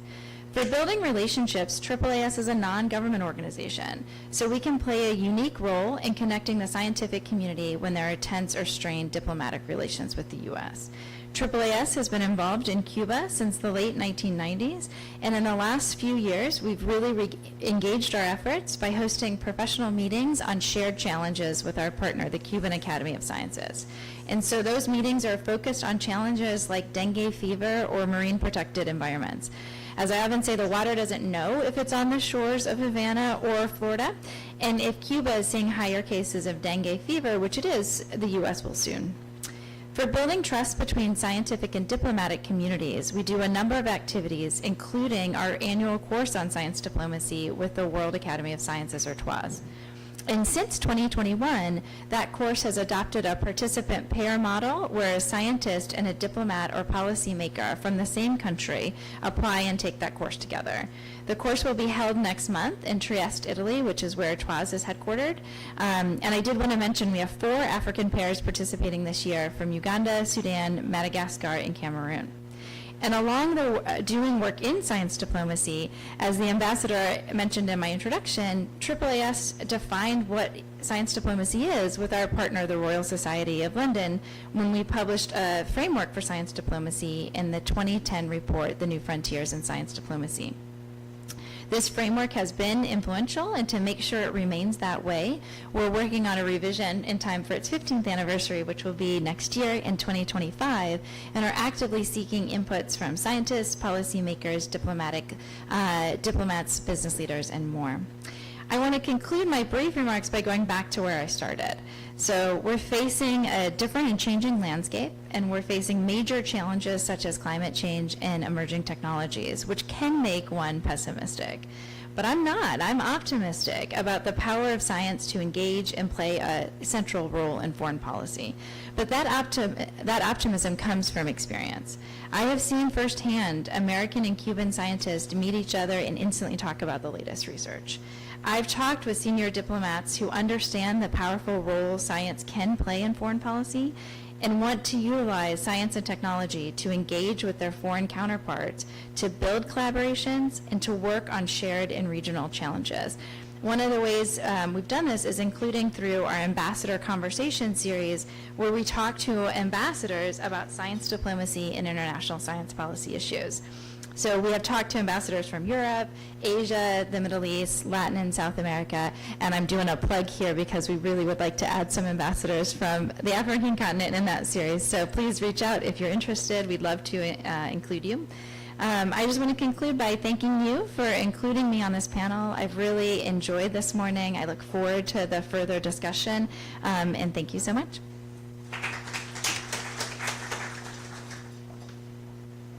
Thank you, Dr. Kimberly, and now, Andreas, it's your turn. Well, thank you so very much for having me, and happy Africa Day. Thank you to all, my fellow panelists and to the ambassador who's moderating, and thank you for the invitation to speak here today. I'm not here as a representative of the Embassy of Italy, nor an expert in the African continent. My main field is digital diplomacy, and I've been researching around digital diplomacy now for the past 10, 15 years. And the way that I look at digital diplomacy is, on one side, soft power and public diplomacy, on the other side, how we can leverage technology policy and how we can liaise better with technology companies, and because we're here in the United States, with Silicon Valley. So I'm going to focus on three main points that I would like to be part of the digital diplomacy discussion. One is the diplomatic core. And so when we talk about digital diplomacy, it's at the end of the day diplomacy. And the previous panel, the previous speeches, we talked a lot about how the African continent is as a very young population. That young population, a lot of them are digital natives. What does that mean when we form the new diplomatic corps of the future? That they might know technology, they might know social media, they might know the internet very well. Do they understand foreign policy? And so the first point is, how can those future diplomats can better liaise with the current diplomats, and how the two can sort of learn from each other how to solve challenges using technology, using social media tools. How can countries can better relate, because younger diplomats and older, more experienced diplomats are sort of have the tools, both of them, the tools and the experience to deal with large challenges and technology as well. The other point that I want to focus on is innovation. So we always talk a lot about innovation. To me, innovation is oftentimes sort of like the salt and pepper when you have pasta dishes, and we talk a lot about innovation. What is innovation for me? I was moderating a panel at the European Union late last year, and I asked actually a question to the panelists, how they would compare Silicon Valley here in the United States to technology hubs around the world. And one of the panelists sort of like made a comparison that I thought was like very interesting because he focused on the idea of innovation. The fact that Silicon Valley is sort of like a symphony orchestra, very well trained, with expert players, lots of money, VCs that are investing in technology players, and large technology players that have the money to invest around the world. Now, when he compared Silicon Valley to the continent of Africa, he said, like, the continent of Africa has a huge technology element. And he described that as the jazz, because it's usually smaller companies. There's only, I think, like 7 or 8 unicorns in the continent of Africa compared to 200 plus here in the United States. There's less VC money, for sure, but there are a lot of talents that want to learn more, and not just about technology, because most of them understand technology, but perhaps being more savvy in terms of business. How can they form companies? How those companies can sort of like bring VC money from other continents, and how, at the end of the day, the idea of innovation can be implemented in various different ways. And what he said is that jazz oftentimes has nothing to do with music. And he compared that to the fact that technology oftentimes has nothing to do with innovation, or rather, that innovation has very little to do with technology. And so oftentimes we see how innovation, we sort of like compare the two, and sort of like we use the two as the same sort of idea, the idea that innovation is technology and technology is innovation. But what I actually learned in my experience in researching around technology innovation is that innovation is about disruption. Us governments usually see disruption as a negative, but disruption is not nor negative nor positive. Disruption is about changing systems. How do we want to change the systems, and how can we really change the systems in our own way? But it's also about an enabling environment. How do we create that enabling environment? The previous panel obviously was about education. Education is a large component, but also skilling workers and technology workers in general, and making them business savvy. I think it's like very important to understand how somebody who's like very experienced in technology might not be very experienced in creating a business. Now, previous speakers mentioned last week's summit here in the US with the US and Kenya. The Vice President mentioned how the future is on the continent of Africa, and I would say I agree to that. And but I also would say that the future of innovation is also in the continent of Africa, and that means investing in ideas, not just technology per se. Investing more in education. We said that before. So I'm a geek. I'm a sort of technology enthusiast. So I also asked ChatGPT, artificial intelligence. Is actually the future in the continent of Africa? And actually ChatGPT agrees. The response was, the future holds significant promise for Africa. And ChatGPT went through many topics that we actually discussed today. So demographic growth, that young population that can grow economic growth, economic potential, and foreign direct investments. Technological innovation, of course, but I would add innovation that is not specifically related to technology. Urbanization, with different urban areas in Africa becoming tech hubs that are very important. And a global interest that is not just global interest in terms of governments and companies investing money, but also global interest from people, regular people around the world that want to learn more about technology developed in the African continent. M-Pesa was one of the companies that was mentioned many times last week. M-Pesa is now one of the unicorns of Africa. There are others. There are, I think, again, as I said before, 7 or 8. But M-Pesa is one of the biggest companies that sort of like inspire other companies outside of the continent of Africa. And interestingly enough, most of the unicorns in Africa are fintech companies. So how can we really focus on sort of like sectors that are outside of fintech? The last point that I want to make, just to be brief, is how that global interest that even ChatGPT mentioned as sort of one of the focuses of why the future is in the continent of Africa, is how can African countries sort of like shape their narratives in a way that where technology is not just a main element of your soft power, but becomes a main element of your narratives around the world. And that goes back to my point where there has to be a better way to work between the future diplomats in your countries and the current senior diplomats around the world to better shape those narratives, because not only companies, not only governments are interested in knowing more about the continent of Africa, but people around the world. Here in the United States, your audience is the American audience.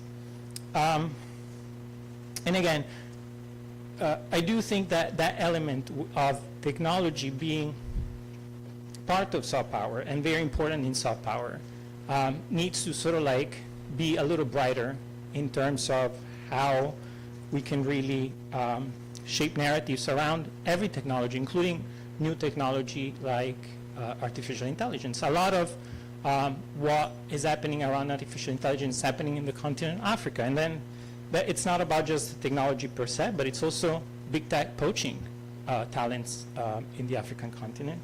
It's also about content moderators that are oftentimes based in the continent of Africa.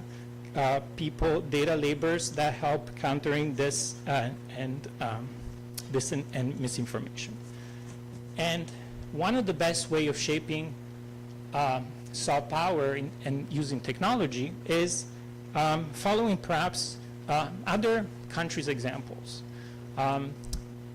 Sort of like the way that I look at digital diplomacy, as I said, is also technology policy. And in the past 5 or 6 years, we've seen countries like Denmark, very small country, but is investing a lot in terms of technology, sending a proper ambassador to Silicon Valley, a real diplomat that has been trained in technology and that his job is to talk to technology companies. The European Union has followed that same footsteps, and last year they opened an office in San Francisco with a proper ambassador representing the European Union. Sorry. So my 3 takeaways are, and I'll conclude here, are the young population in your countries. Some of them are future ambassadors. So there needs to be a real conversation between those young generations and senior diplomats around the world. Innovation is not about technology. Innovation is about ideas. And technology is also about shaping your soft power and shaping narratives. Thank you. Thank you, Andres, for your presentation. I think when I hear the notion that Africa is the future, I grow impatient, and I'd like to see that future now. It can't wait. We heard very stimulating presentations by our distinguished panelists. Now, I'm persuaded that you would have questions, so the time has come now for questions and comments. The floor is yours, distinguished colleagues. Yes, I recognize the distinguished ambassador of Mauritania to be followed by Mali.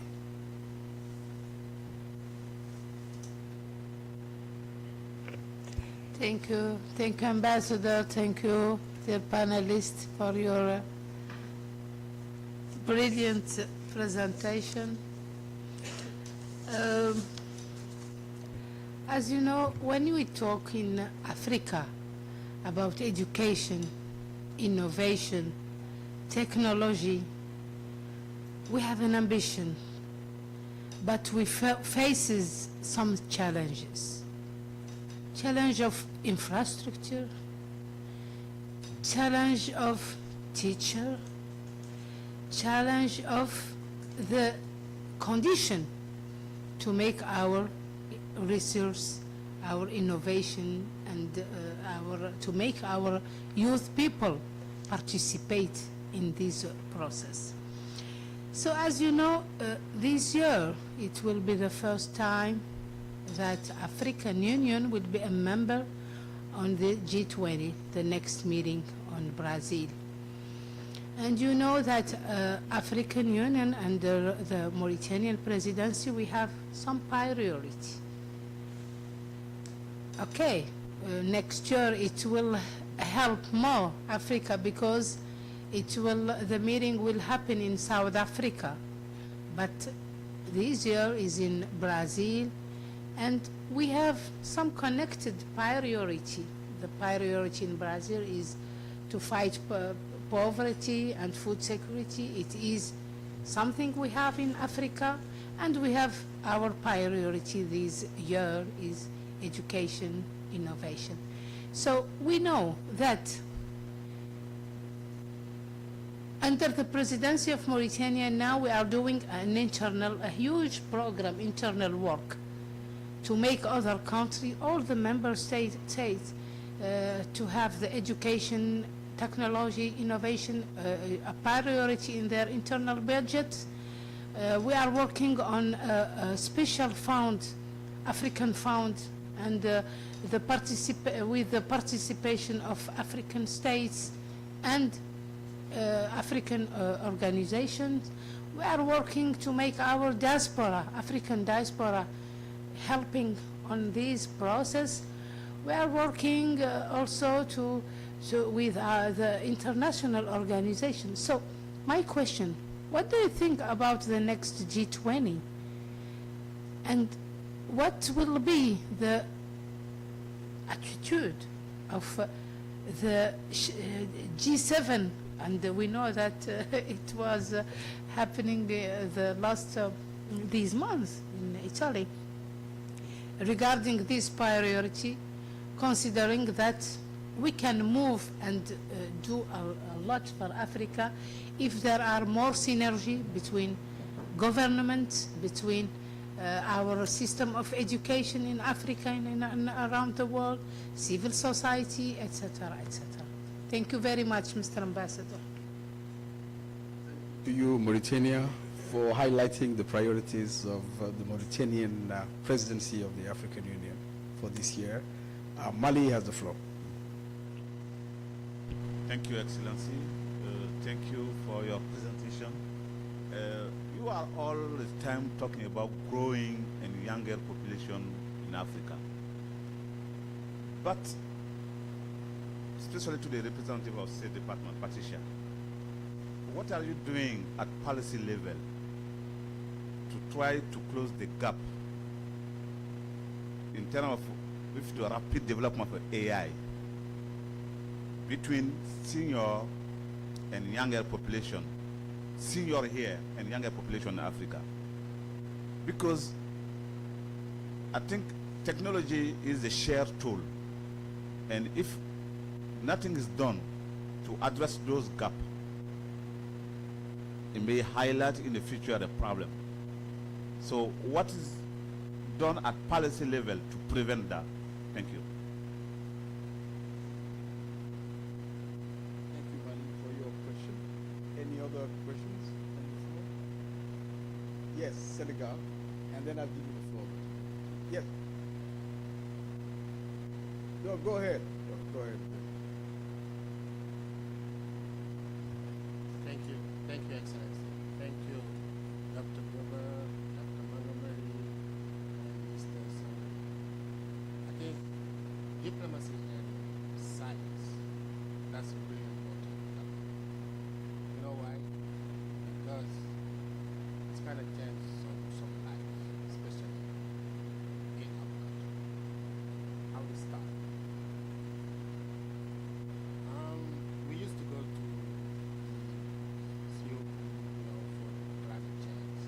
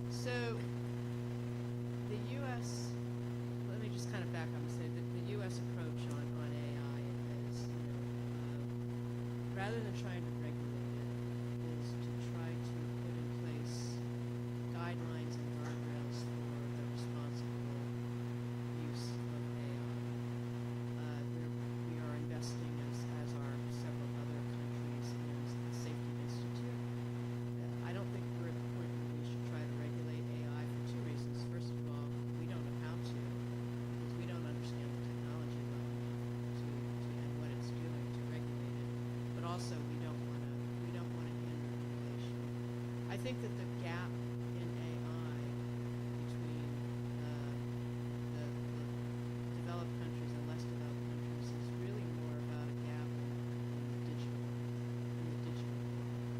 So I think the first thing that we're doing is the Digital Infrastructure Act that I mentioned, the Biden-Harris digital strategy, is really about investing in building out digital infrastructure in low-and-middle-income countries. And that's an active program where we are trying to build internet capacity. I think the next big challenge with access to AI is the large language models, right? I mean, now the large language models are predominantly in English, some in Chinese, but I think somehow we need to figure out how to get industry, private sector, or maybe philanthropic investment in expanding large language models to other languages.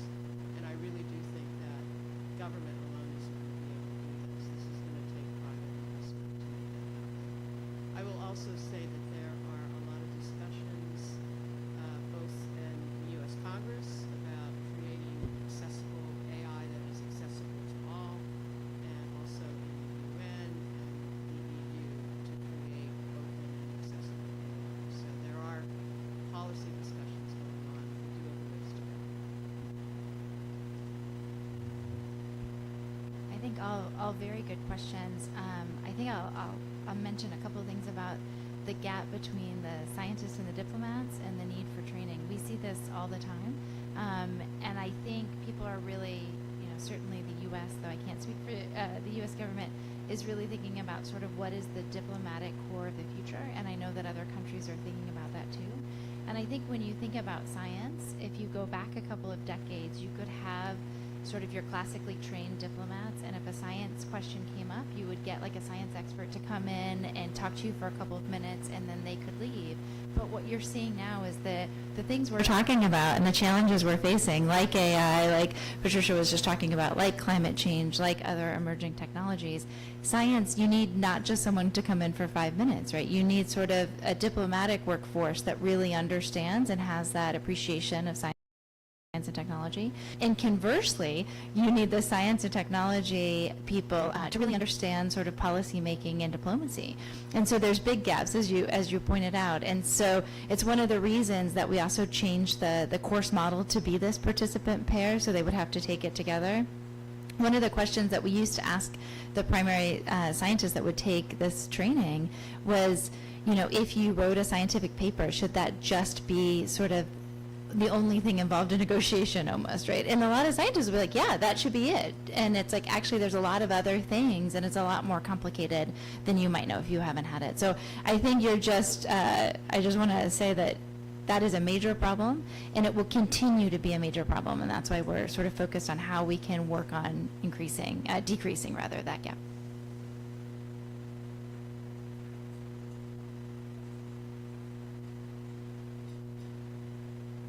Very, very quick, and I'll start with the representative of Senegal. I call it a diplomatic gap.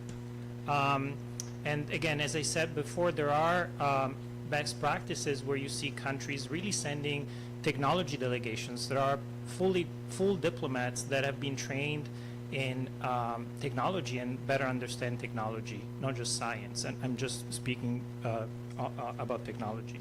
And as the ambassador mentioned, there are organizations out there like Diplo Foundation, based in Geneva, but also at the University of Malta, that are actually focusing on training diplomats in technology and digital communication for not just the diplomat of the future, but also current diplomats and current ambassadors that might be interested in getting to know technology a little bit better.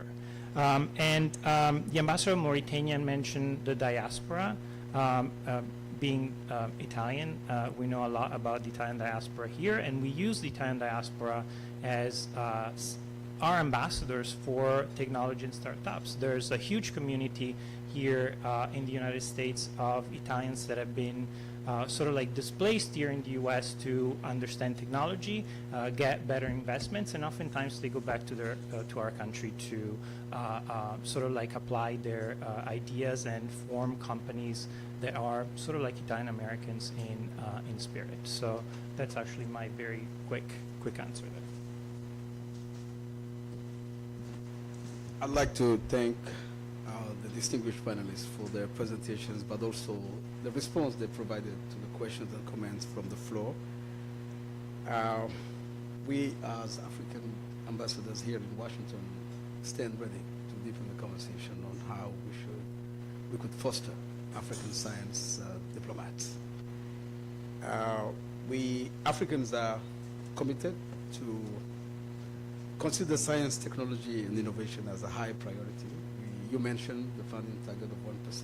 We are ready to commit even more because this is a priority. We live, as was mentioned during the presentations, in an era of disruptive technological advancement and complex global challenges. This is an interconnected world, and we can build a safer and more prosperous world if we leverage new technologies to confront these challenges. The obvious successes were mentioned in the relationship with the continent, between the U.S. and the continent, which is health and agriculture. I think it was the successful cooperation on the establishment of the African CDC was not mentioned, and I'd like to mention it here. This was crucial in saving lives on the continent, and we thank you all. Africa is determined to harness the transformative potential of these emerging technologies. Africa matters and cannot be left behind. We count on the U.S. to partner with us. Thank you all.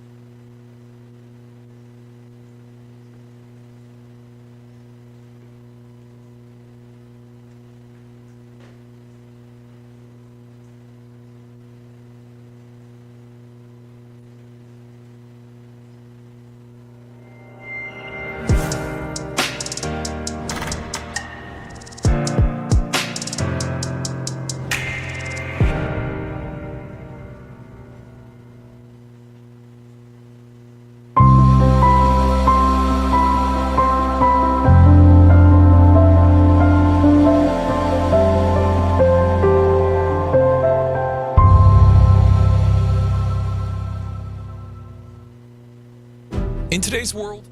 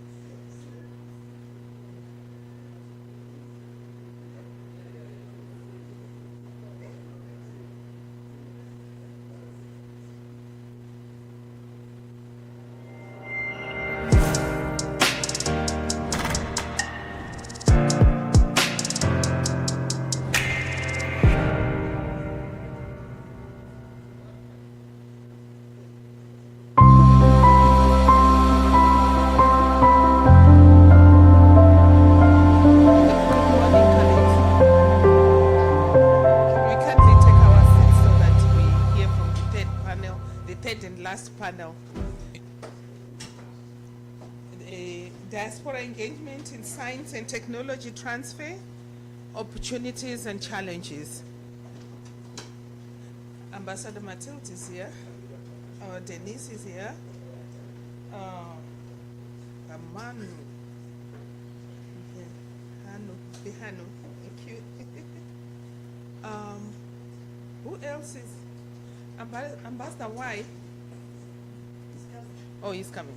All right. Where is the other one? Where is Nada? I can have them here. You know me. All right, because we're going to put them back. It's all right. No.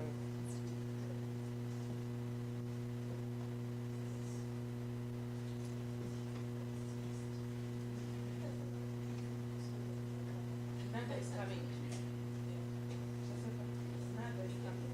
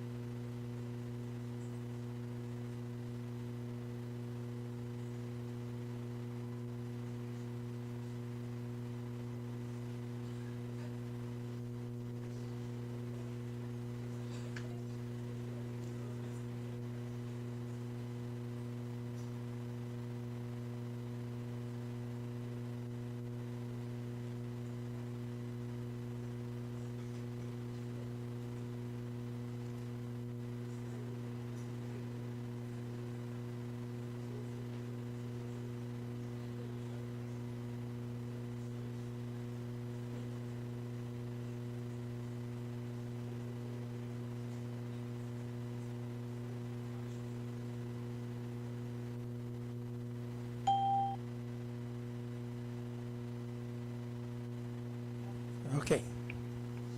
We're still waiting for some people, but good afternoon. I think we look like we're in church. Good afternoon. But first of all, let me take this opportunity to thank our distinguished ambassador of the AU, my colleagues, and those of you who have traveled out of town to be here to celebrate with us. So give yourself a big round of applause. It's really amazing to see great minds, great panelists discussing things that benefit all of us, and specifically our continent. By just a show of hands, how many people here consider themselves diaspora? Just put up your hand. I see. Very good. We are all diaspora. Thank you so much. Your Excellencies and distinguished panelists and the esteemed guests, friends of Africa and the African Union, I'm delighted to be invited to moderate this session under the theme of a diaspora engagement in science and technology transfer. What are the opportunities that needs to be seized, and the challenges to be addressed collectively and individually as well?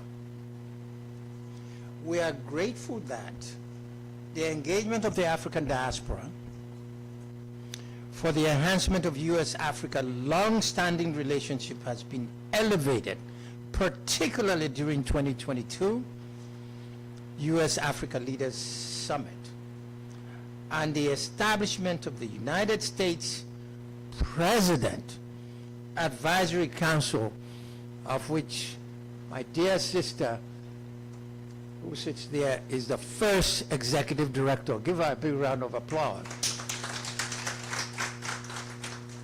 So the science diaspora has a unique role and a contribution to broaden U.S.-Africa relations.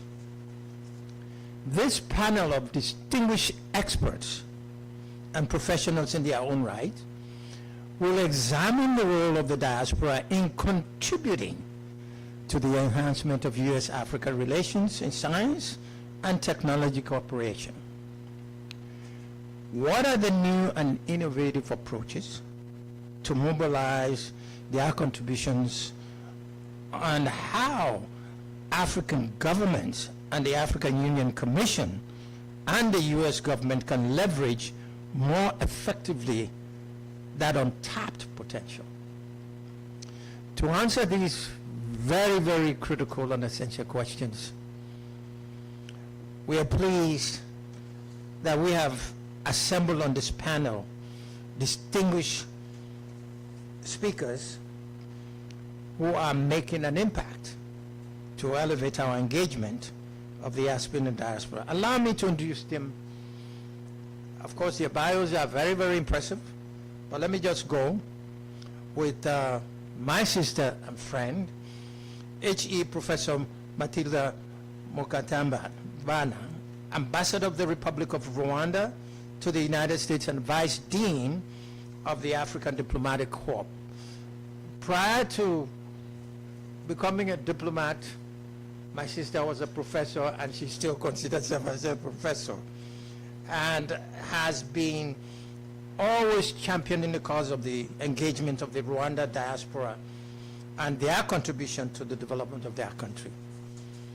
In recognition of her global activism and career as an educator and dedicated diplomat, the California State University and Sacramento conferred upon Ambassador Mukabana the honorary degree of Doctor of Humanities of Law.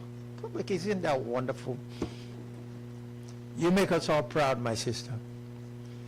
And then my other sister, Ms. Denise Lauren Manti, Executive Director, first Executive Director of the President's Advisory Council on the African Diaspora Engagement in the United States.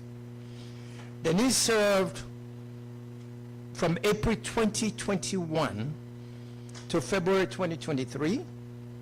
She served as the Director for the Africa at the White House National Security Council, where she led over 18 U.S. government agencies and coordinated with various stakeholders to execute President Biden's 2022 U.S. Africa Leaders Summit.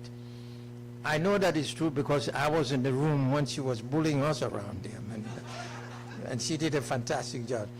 Denise is the recipient of 2 Department of State Superior Honor Awards and 2 Meritorious Honor Awards. She was named one of the most influential people of African descent in 2018.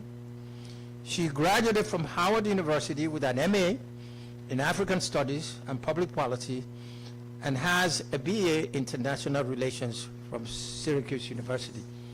When I came as a young diplomat, that was my first desk officer.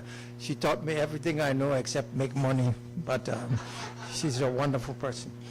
Dr. Bahanu Bulka, space scientist. Dr. Bulka is an Ethiopian-born space scientist. Is notably recognized for his contributions to instrument development for investigating water on the moon at the National Aeronautic Space Administration. Do you want to tell me that in Africa we don't have our own leaders? He earned his undergraduate degree in physics and electrical engineering and his PhD in applied physics from the University of Virginia. Dr. Bahanu worked as a staff scientist at the Massachusetts Institute of Technology, MIT, before joining NASA as a principal investigator. He holds several patents and has pending patents in space. I think I'm going to get a room in space someday. And communications-related technologies. Dr. Bahanu has been acknowledged as one of the Photonics 100, quote, the industry's most innovative people, end of quote, for his contributions to photonics technologies, instruments, and devices that utilize light spectrums. Dr. Bahanu co-founded Brighter Generation Platform, a program that educates youth in Ethiopia and East Africa by connecting them with diaspora and global volunteers. Samhar Arya, CEO and founder, the Diaspora Academy. Samhar Arya is the co-founder and CEO of the Diaspora Academy, an online diaspora leadership engagement institute dedicated to strengthening and supporting diaspora change makers worldwide, and the Diaspora African Women's Network, a US-based advisory firm and global network supporting clients and patrons focused on diaspora contributions to global development with a gender equity lens. And finally, certainly last but not on the list, is Dr. Nada Barada, International Project Coordinator, Education Development Center. Dr. Nada Barada is a youth scholar, international development practitioner, and researcher who is passionate about advancing education and workforce solutions for youth and addressing pressing climate concerns globally. For the last 10 years, NIDA has championed initiatives to improve youth livelihoods.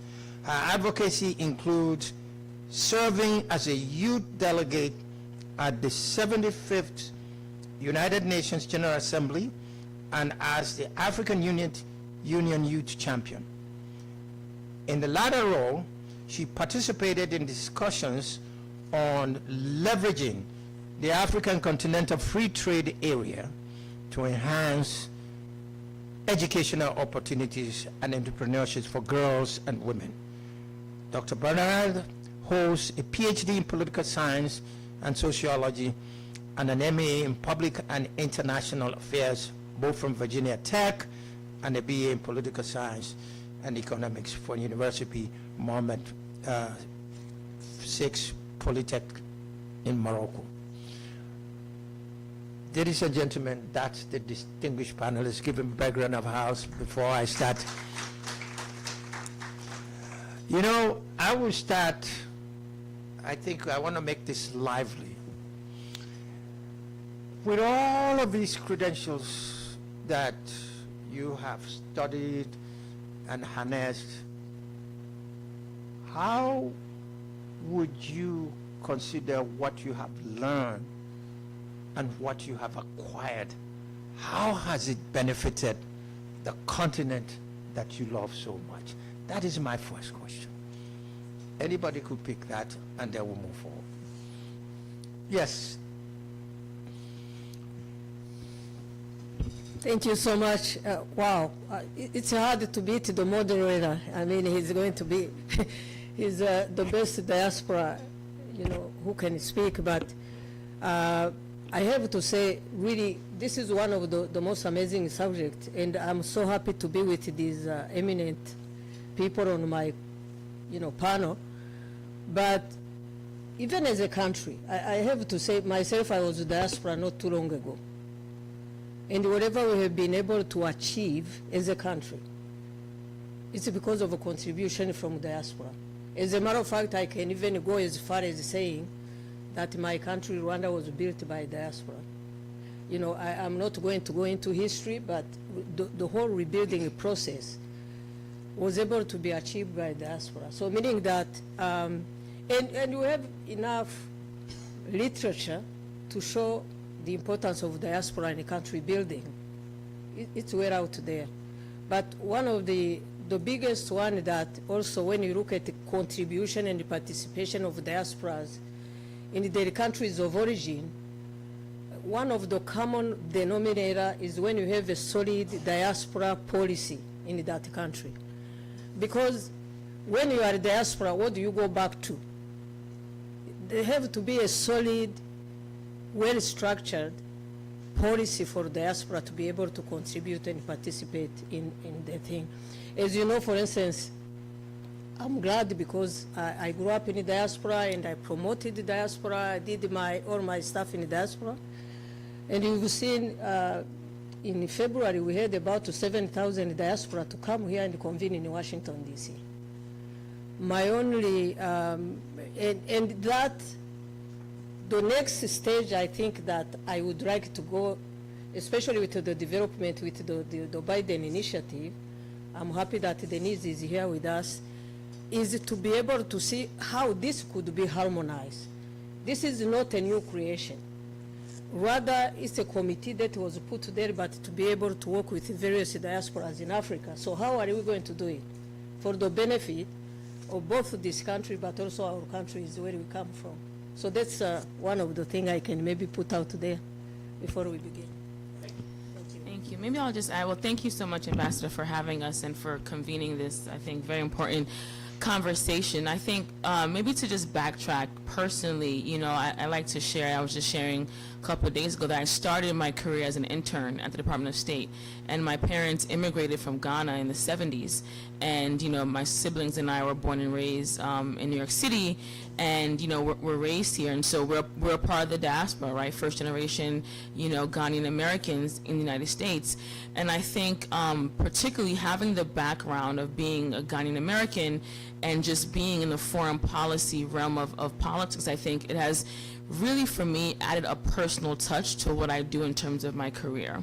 And so there's a personal element because of my Ghanaian heritage and because of the background that I have, right? I also happen to live in Ghana for a couple of years and go to school to Ghana. And so I add a unique set of experiences in my everyday line of work, right, in my career as a diplomat, right, when it comes to U.S.-Africa policy. And I think that has helped shape my perspective when it comes to my line of work. And so the ambassador mentioned that, you know, as I was in the White House organizing the Africa Leaders Summit, you know, it was a priority for me because I think for far too long, and I actually want to thank colleagues like Semhar, because when she was in government, she really pushed to ensure that African diaspora engagement policy was at the forefront of our U.S.-Africa policy, right? And so, you know, there are many people who came before me to really try to codify the importance of engaging the diaspora and making them, I think, a huge, significant stakeholder in our U.S.-Africa foreign policy, right? And so I really pushed that, you know, the diaspora for far too long has been really considered in two categories, whether it's remittances or in the category of an exodus, and so the brain drain category. But I think that our African diaspora is a source of strength when it comes to our policy making priorities, especially in the U.S.-Africa policy framework. And so we really encourage the administration to say, hey, we have an African diaspora, let's, you know, codify the diaspora as an important, significant stakeholder when it comes to foreign policy decisions. And so the president signed an executive order to establish this advisory council of very 12 distinguished individuals across different fields. We have former ambassadors, leaders in the private sector, leaders in sports and faith, etc., who are coming together to work with us to say, we are going to advise the president, advise the administration on how we can engage the diaspora when it comes to making foreign policy decisions in the U.S.-Africa foreign policy landscape. And I think that that was able to become possible because of the diaspora members like myself who are also in the foreign policy making seat, right? And so I think that, you know, personally, there's a unique set of experiences that, you know, I can bring to the foreign policy table. And for me, I also encourage, you know, fellow diasporans to also do the same, you know, whether in whatever field you're in, whether it's trade and investment, whether it's in policy, whether it's in, you know, the cultural landscape, whatever it is. I think that we have a unique set of experiences to really help shape the development, the economic framework, right, and the promotion of our Africa policy across different sectors. For those who don't have mics, you're free to come to make your contribution here. But just to pick one thing that, because I think your position is the first, and I get a lot of calls to say, how large is Denise's budget? How many staff people do you have? How much are they going to be giving you?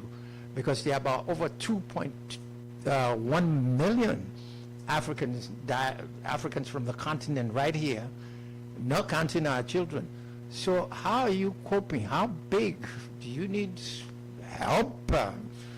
You know, this is where your family is. Just tell us. How large is your budget? How large is your staff? How can we help you? The budget is small, but the staff and the significance is mighty. And so, you know, as many government initiatives, we start small, and then, you know, as we sort of, you know, continue the work, we make the case to expand, right? Make the case with Congress, make the case with different government agencies to expand. And so the footprint is small because, you know, we're less than a year old. But I think that the priority and the significance lies in the engagement.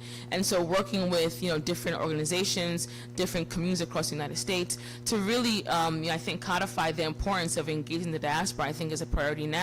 But, you know, this work will not end with my role. I think the goal is to continue to, you know, establish this engagement council also across different administrations. And so the council is established within the State Department, right, to ensure its continuity, to really, you know, I think exceed different administrations and to expand, as I mentioned. And so hopefully I think there is, you know, an importance to expand the budget, expand the staff. We have a small team. We're also working on establishing a framework to actually hold the Africa Leaders Summits more frequently. right? And to have it, the first summit was in 2014, and we had an 8-year gap. And so we don't want to have another 8-year gap. And so we're working on establishing these frameworks to make the summit more frequent and to establish a larger footprint when engaging the diaspora.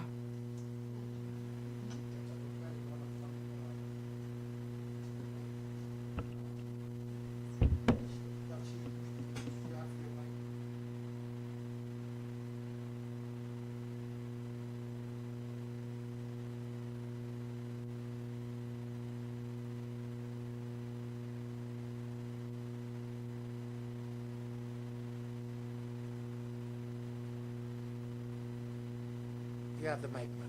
You have the floor. Well, I thought I was going to be the only person who's standing between me and the lunch, but apparently not, which is good news. I mean, your question is really profound, and I think one in which I think about very, very often. I'm, first of all, extremely pleased and honored to be joining this panel, and so humbled. There's so many amazing profiles, and you're one example of just the amazing work and people who are representing Africa worldwide. I am pleased to join you today. I was born and raised in Morocco. I migrated to the US about 10 years ago to pursue my higher education. I've never lost my attachment to my home continent and country. It has really influenced first the work that I do at the Education Development Center as an international project coordinator for our youth workforce projects, one of which we're going to start soon in Morocco, so that's very good news, and I'm saying probably hello to one of our colleagues who will be working with us there. But also when I came to the US and pursued my doctoral research, it was about Morocco. I wanted to understand the different challenges and opportunities and ways in which young Moroccans express their agency in their daily life. And that has resulted in many publications in which I tried to share some of those findings. What was interesting, a couple of things I wanted to note. I really wanted to grapple with this term diaspora, and so I did my research like, one does anyway. And I was struck by the term. So it's actually a Greek word, and what it means is to disperse or to scatter. And it refers essentially to a community of people who live outside their country of origin, but maintain a sense of connection. And this is interesting because the term diaspora then refers to two things, right? Migration and very importantly, the sense of belonging, which is really wanting to remain connected. Today, more than 200 million people of African descent live outside of the African continent. That's 2/3 of the size of the US. The African diaspora will soon represent about 25% of the global population. That's massive. And here is also an interesting fact that I learned. The remittances of the African diaspora that are sent to the continent outweigh foreign direct investment and development aid. For instance, Nigeria received over 24 billion in remittances in 2020, which is nearly 4 times the amount of foreign direct investment received that year. And this year alone, global remittances from the African diaspora are set to exceed 100 billion for this year alone. And so while many on the diaspora are really helping out their families and loved ones, it does have a really profound development impact. But how do we go beyond remittances? And I wanted to point out to something that I think is very crucial. The African diaspora holds a unique position, and I think here we can all agree. They possess amazing skills and knowledge and experience that can really help foster those different knowledges. There's been a World Bank survey that was conducted where 87% of North African diaspora professionals were willing to mentor individuals from their home countries, which means that people are willing to devote their time and expertise. And so how do we go beyond remittances, right? If people are able to provide the knowledge remittance, their skills and time, and do it in ways that are virtual and more feasible, can you imagine the impact that that can have in terms of collaborations and research in science, in educational programs, in mentorship? And I'm sure, again, the panelists here will highlight a lot of examples from their experience. There are a couple of really highlighting examples from different countries that I was very pleased and honored to learn more about. In Ghana, for example, the University of Ghana with the Carnegie Next Generation of Academics has been running a university program where they're doing what they call a Ghana diaspora linkage program between the university professors and the members of the diaspora who are involved in several universities. In Tunisia, for example, there's been great community work with Tunisian communities in Italy, in Tuscany, to help address some of the health infrastructure's needs. We've heard about the Fulbright program. And I can't just mention the tremendous potential, since I'm here in the room, I'll probably take advantage of that, of the African Union. It's probably one of the largest catalysts for diaspora. We're very glad that the African Union has done numerous things. One, recognize the African diaspora as the 6th region in Africa, which is very great. They have a directorate that specifically actually works on the CEDO, the AU Citizens and Diaspora Directorate. When you look at the African Continental Free Trade Area, which is set, if actually realized, will be the largest trade union in the world, that has almost like 30 mentions of the word diaspora in the document. So really thinking about positioning and centering diaspora at the heart of these matters is really crucial.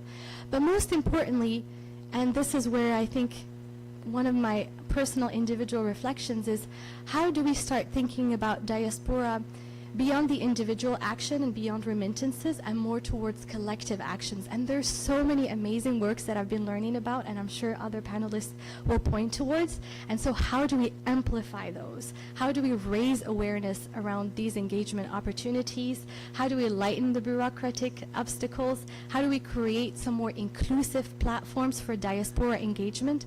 Let us remember that diaspora is an extremely diverse group of individuals who have all sets of skills and qualities and profiles. And let us also not forget that we're all hybrid in one shape or form. So with that in mind, I'm going to also probably leave the floor to my amazing panelist fellow to also share their remarks.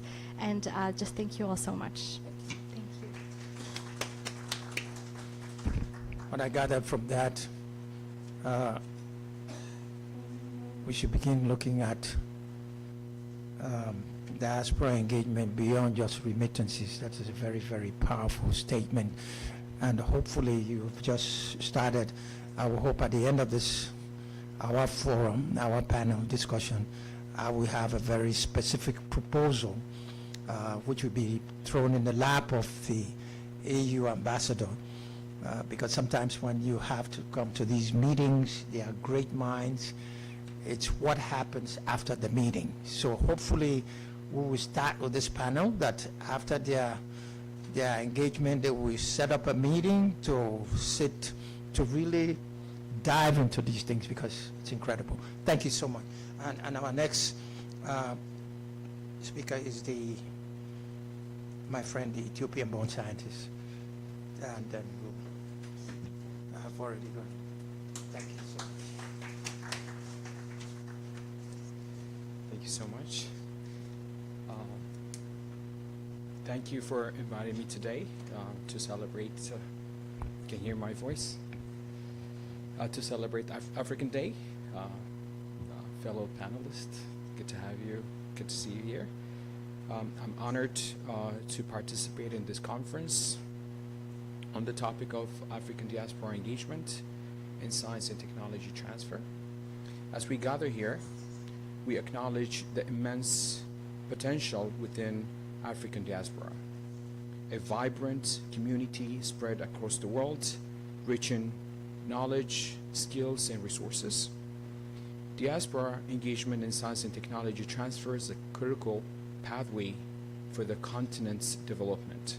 However, there are challenges we must address through collaborative efforts. In this short time I have, I will focus on one significant opportunity and challenge, which is filling the knowledge and expertise gap in Africa. One of the pressing challenges related to science and technology in Africa is the lack of skilled workforce, which is the human capital.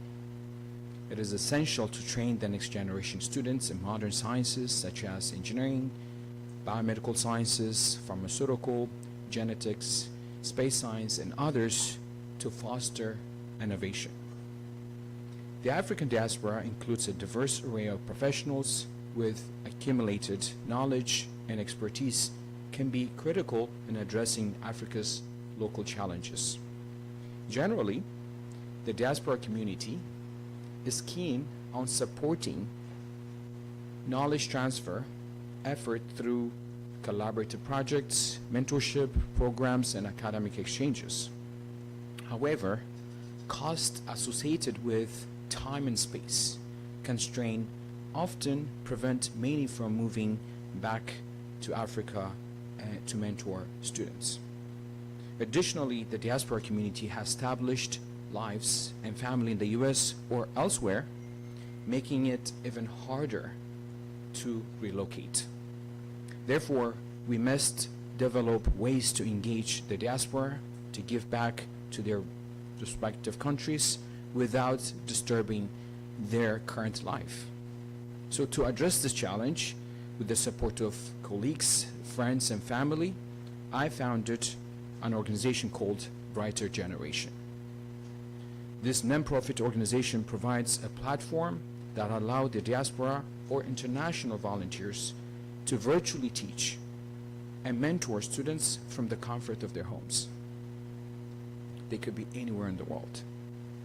The program implants or uses a hybrid concept where diaspora teachers connect virtually and students are assembled in a given center that is digitally equipped with plasma screen, Wi-Fi connectivity, and learning management systems, and local support facilitator. The platform allows the diaspora professional to give back to different communities through short courses and curated curricula to address the human capital challenge that I discussed earlier. This effort started as a pilot program in Addis Ababa, the capital city of Ethiopia. In 3 years, we have expanded our learning centers to 35 locations across all regions of Ethiopia, including remote areas, impacting thousands of students through and communities through student-led community development projects. We call it impactful community projects. And that students build filtering system, water filtration system, plowing system, amazing things that they work with us hand in hand with the diaspora instructors to innovate and to address the local challenges in Africa. Over 100 professionals volunteer from around the world to participate in this platform, with professionals from IBM, NIH, Intel, Microsoft, Oracle, myself from NASA, and other friends actually from our organization with big names. This opportunity benefits not only students in Ethiopia, but also college students in the US who participated as support instructors. They gain college internship while experiencing a new culture via virtual communication. Our program includes students from MIT, Harvard, Cornell, UVA, UPenn, Georgetown, you name it. We have applicants from 90+ colleges here in the US. Program like Brighter Generation could be scaled up easily, or it can be implemented in other countries in Africa to create a win-win situation where the diaspora desire to help but faces several limitations. Lastly, the diaspora serves as a bridge between African and global community. Through their network, they can facilitate partnership with international research institutions, universities, and corporations. This collaboration can open doors to cutting-edge technologies, funding opportunities, and global market, enhancing Africa's science and technology landscape. In conclusion, a practical engagement of Africa's diaspora in science technology transfer is feasible, and we've done it. And it could be a powerful catalyst for the continent's development. If we address current challenge head-on, we can realize the full potential of this engagement. Together we can build the future where science and technology drives Africa's progress, bridge the gap between nations, and foster a global community of innovations and excellences. Thank you so much. Doc, I have a very practical question. What you just explained here, you heard the two scientists that participated in work at the State Department, the federal government, the National Health of Science. Do you see what you are doing as a collaboration between your organization and them that could be globalized to benefit Africa? I want that answer right here and right now. Please. Please. So far, our organization have not received any international organization donation. It's all seed money, friends and family, all raised, all from the diaspora. And so, but you can imagine if this is supported by organization like USAID and other organization, we can scale this up. All right. So let's hear from USAID. You know, we are here about solving problems, and he just had a proposal. How do you all see that to be able to help him to make it bigger? Please. Yes, yes. Beautiful. Okay. Good. So now, you see? Yeah. Thank you.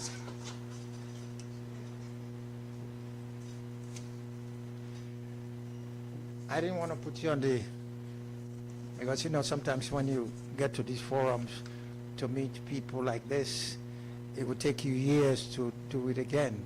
So I want to thank Hilda for bringing everybody together so we can make this happen. Okay, thank you so much, Doc. We now come to Sister Samara. The same question: how does your work benefit the people on the continent?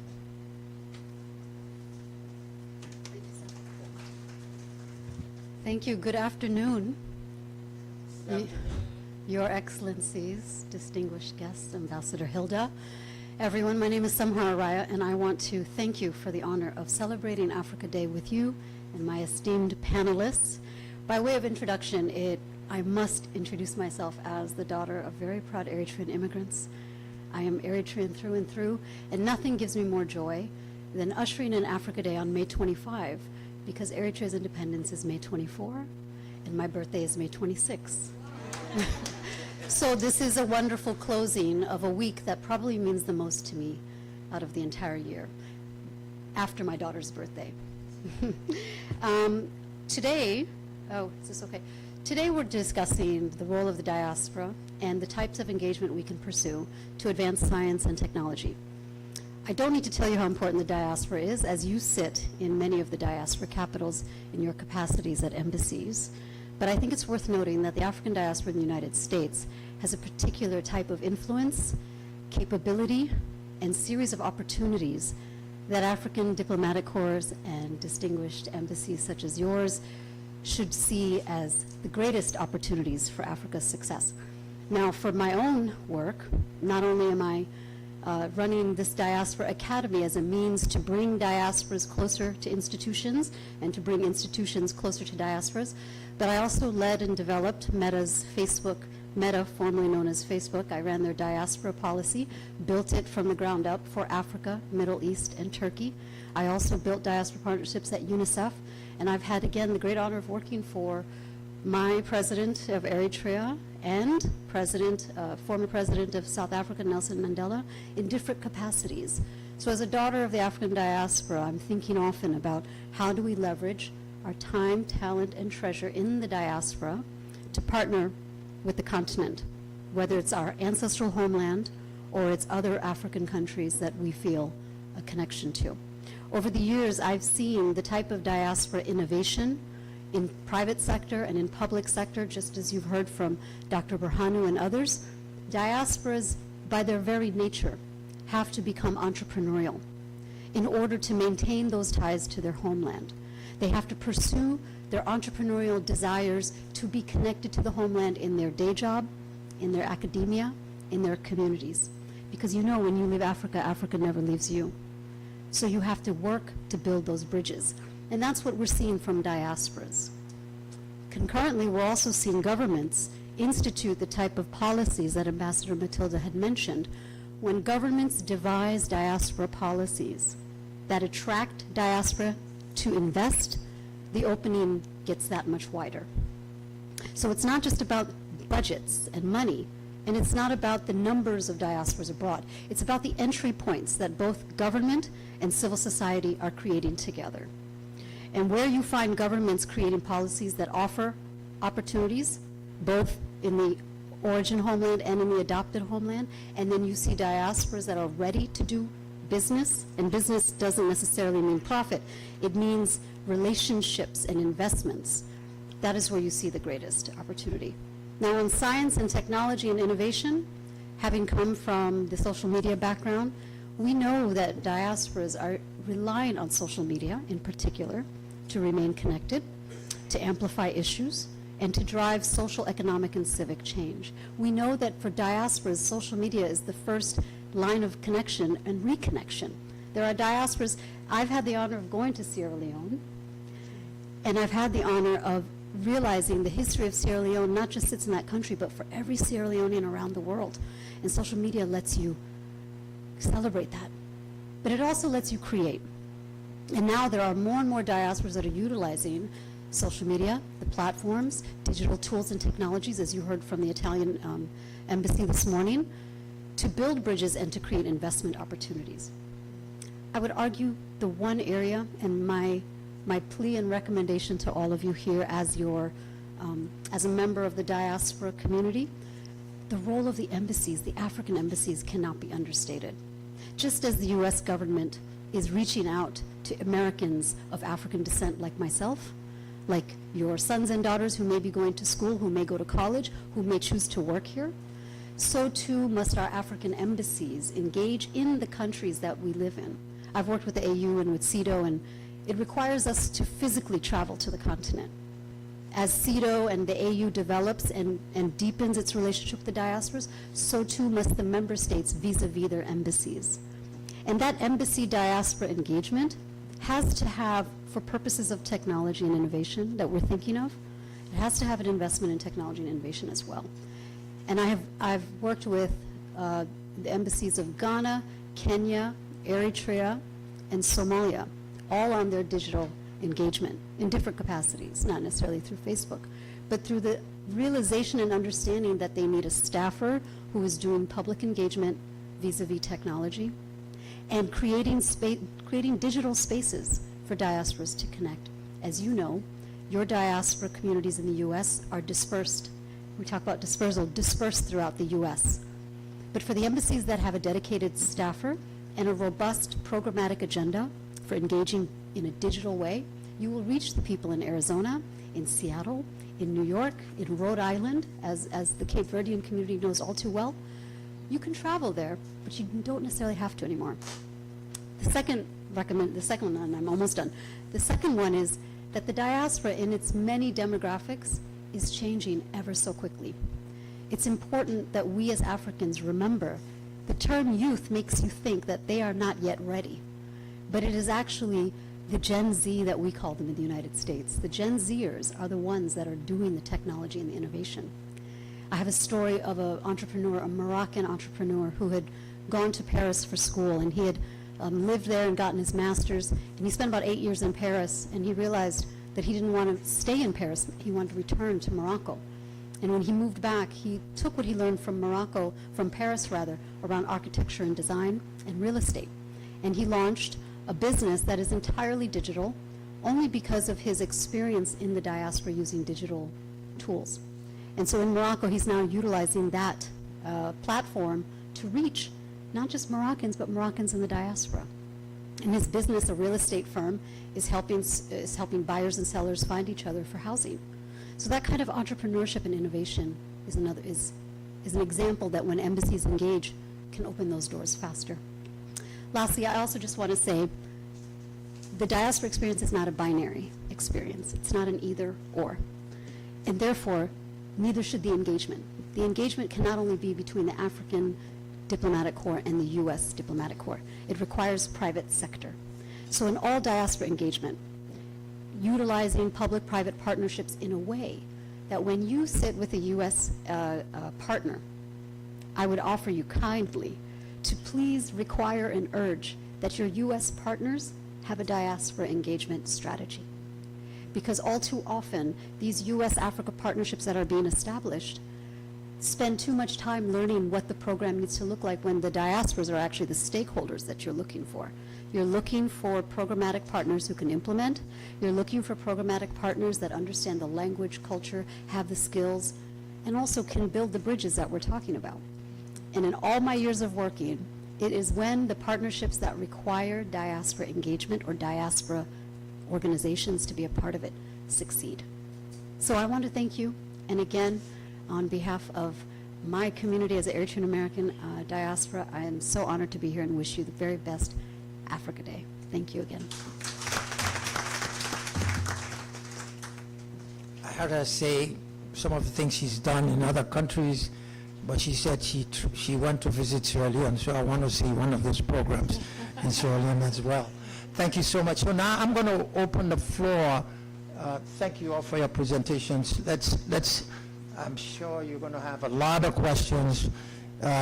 Okay, so could somebody have a microphone? Or yes, I see a hand up there, Your Excellency.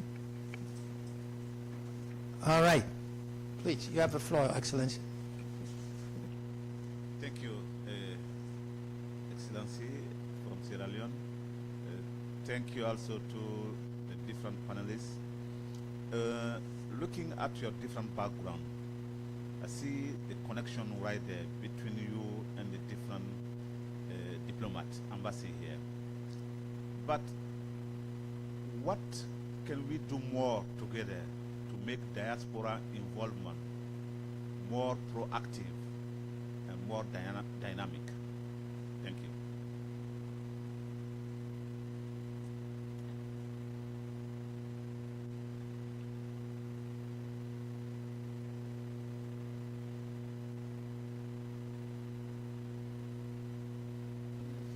Can you hear me? Okay, great.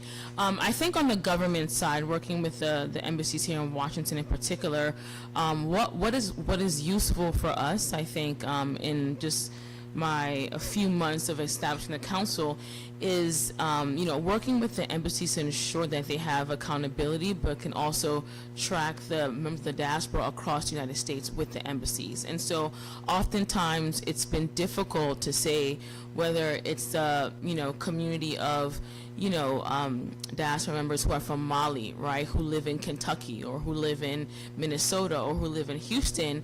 I think ensuring that we can work together to come up with a system to really come up with a very structured way of communication. One of our priorities is to ensure that we have a database, right, of diaspora members across the United States, and that's going to be a work in progress, right? It's not something that we're going to establish to tomorrow or next year, but it's going to be an evolving landscape, working closely with the different embassies here in Washington and also the consulates, right, across the United States. And so I think that's one of the key areas is ensuring that we have a structured way of communication and then partnering when it comes to our engagement. Since the establishment of the council, we've had several engagement opportunities, right? We've had delegation travel to Abidjan, we've been to Switzerland, we're traveling to West Africa later on in July, and so we've had several different events, right, working in partnership with different diaspora-led community organizations, right? And so I think working closely with the embassies would be great. And so for me, I look forward to working with the different ambassadors to actually, I think, come up with programs where we can partner, right, and work together with the different communities across the United States.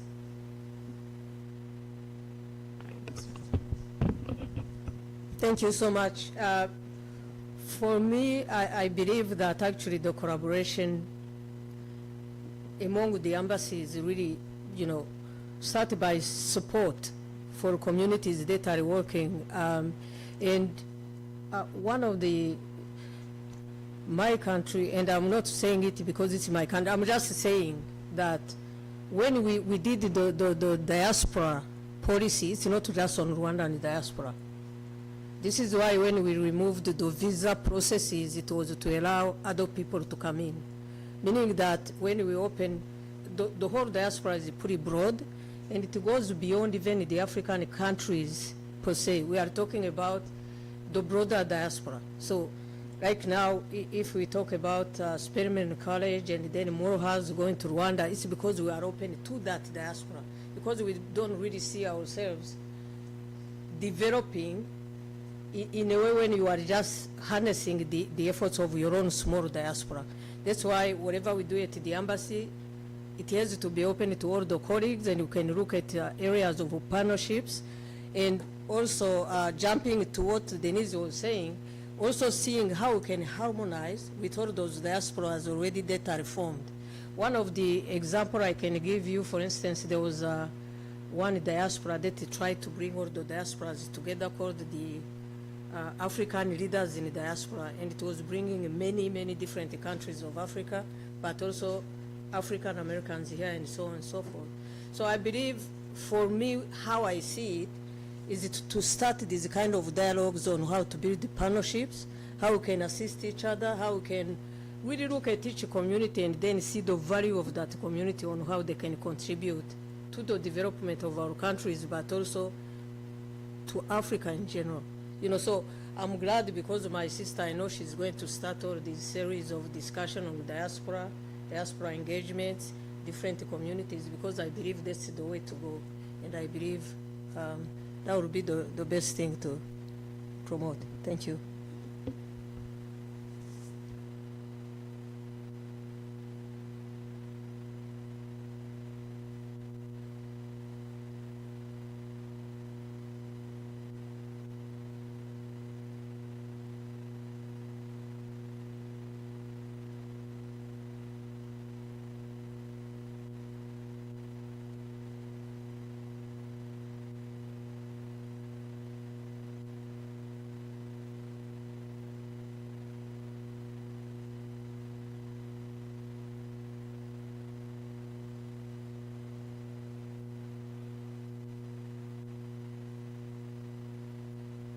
Okay, there we are. I think it's worth first asking which parts of the diaspora are you seeking to engage, as particularly generationally. If you're dealing with first-generation communities that have left home and arrived to the United States, there's a certain set of issues and priorities that they will have. However, I would really argue that there's a greater opportunity to build strategies that look at 1.5s and second gens. Now, first generation can be an adult who came for school, it can be a family, it can be an elder, but the second generations are the ones that came in their formative years or who were born here. So the ones who came in their formative years, that being as children, as teenagers, they are in a stage of life where they're adapting, they're absorbing the cultures and norms and gaining the education of this adopted homeland, and are still raised with their African identities. And for the children of immigrants, it's also very important, second gens. This is not unique to Africa, but it is more pronounced for African families, and I'll say why in a minute. When you are the child of immigrants, because you live in between, you speak 2 languages, you have 2 sets of clothing, you have 2 kinds of friends, you have 2 things you do on the weekend. I went to language school on Saturday, and I played with my American friends on Sunday.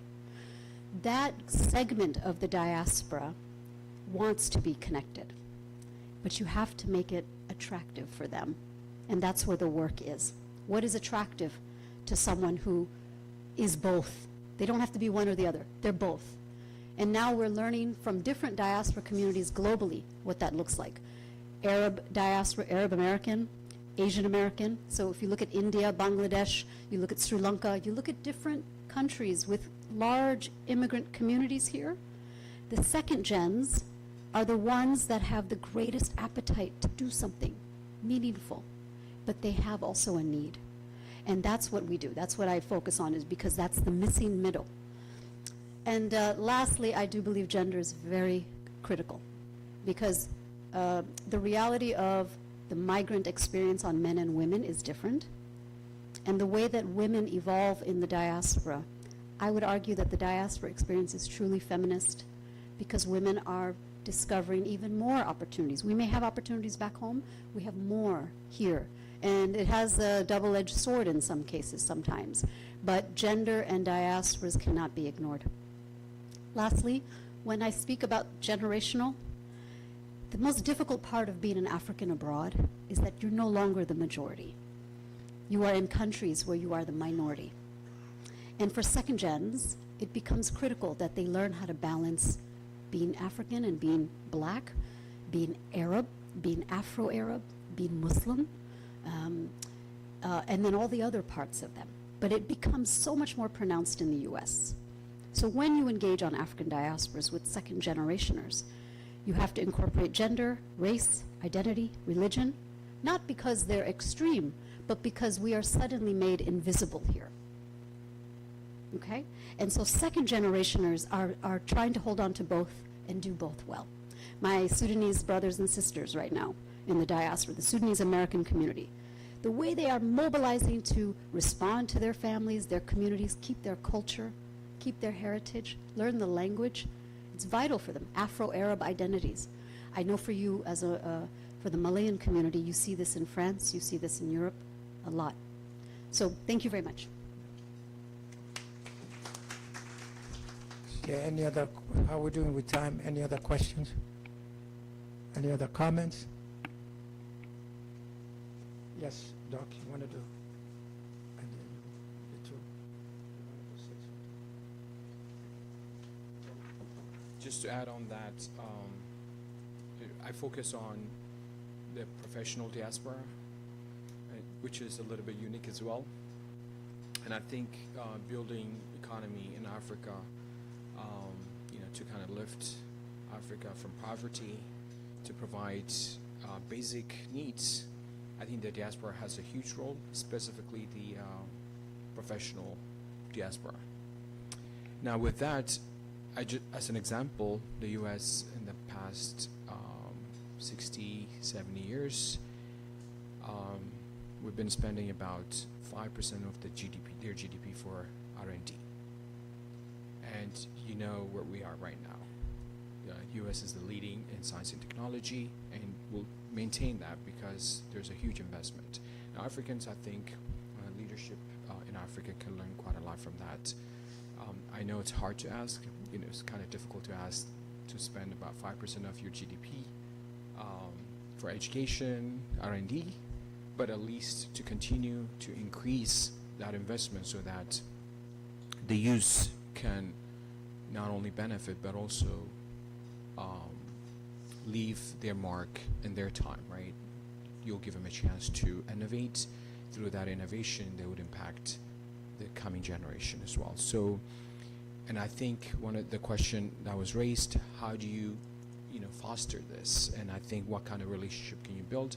In my opinion, I think because Africa has diverse challenges, you have to start somewhere. And for me, I would say starting from building a platform and invite the diaspora to come and participate in that, right? Because, from Ethiopian community, all of them, I would say, huge amount are interested, but they don't know where to begin. And I know I talk to people at Intel or IBM, they're professional, excel in what they do, and you ask them, hey, do you want to help Ethiopia? It's like, yes, I want to, but they don't know how to do it. So creating a platform from the embassy perspective, it would definitely lift a huge burden, and also local bureaucracy, right? Someone who's busy here with their life, it's hard for them to go local, in the local country, region in a given country to establish things like, education and, innovation. But if the embassies or it's already existing platform, then I think it would be easy to kind of link in and then contribute. So I would say starting a platform and in collaboration with the embassies, and I think would be the best start, and inviting the professional diasporas and everyone to participate definitely would make a huge difference.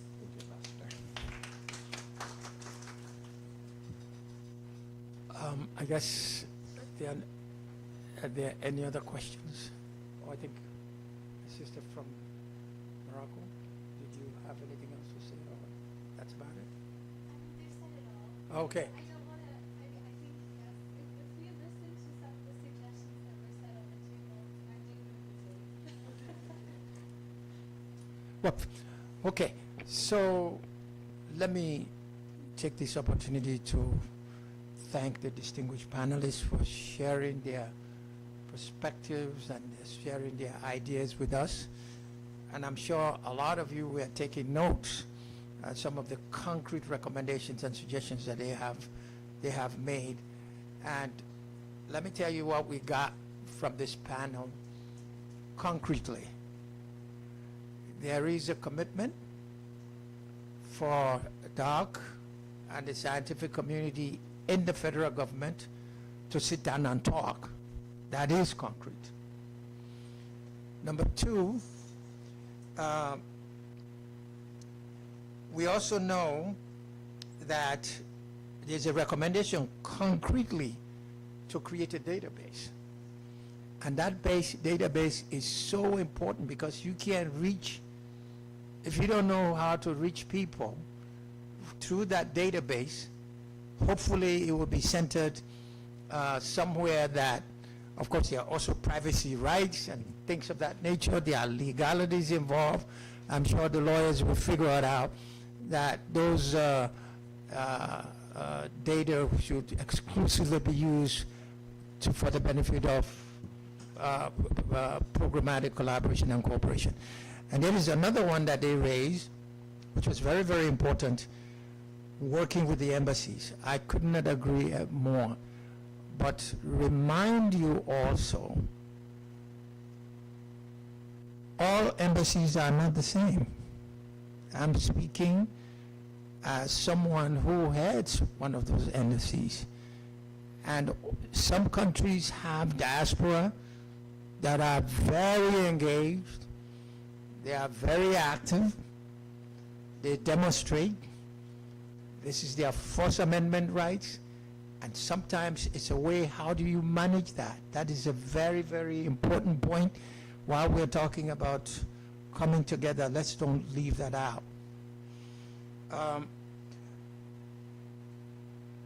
Three, remittances. You always hear about these billions of dollars sent into Africa. There isn't a single organization anywhere in the world that has been able to capture, to come a programmatic collaboration of those remittances, because these are monies people send to their parents, their families. Even governments have difficulty capturing that because it's a money going to somebody. So when you're talking about these remittances, yes, the numbers are good, but those are individuals we send to your mother, your aunt, and so forth. If we can come up, scientists could come up with a way that we could capture those billions, I don't think Africa will be looking for any support from the development partners. We could fund our own bridges, we could do that. So I think, Denise, I think that's one project that we would like to work with you on, and I think it will be very, very important. The generational engagement, I think that's a very, very important point that she made, because there are different groups. My children, when you talk about Africa, they say, where is that? I was born here. So we need a process of education, putting some cultural involvement in some of the curriculums to train our people to know that it's not bad to be African. You should be proud of your heritage. But they say, we don't know about Africa. So it's important for us as family members to take our kids home. Let them go visit. Critical also was a point that Dr. Matilda made. All these things, when you go to your country, if there is no policy in place to be able to say this is how we're going to do it, and that is a policy that everybody knows, it's not going to work. So governments have to really look at how do they integrate policies that could be able to support diaspora engagement. We hear that a lot. I have been here for 45 years as a diaspora, so I'm very, very familiar with that. We need to put policies in place at the executive level that is universal. And final point, Africans from the diaspora pay taxes in this country. Let's don't forget that. Forget about the remittances we do. We pay taxes here. There are a lot of African businesses in this country, all over the country.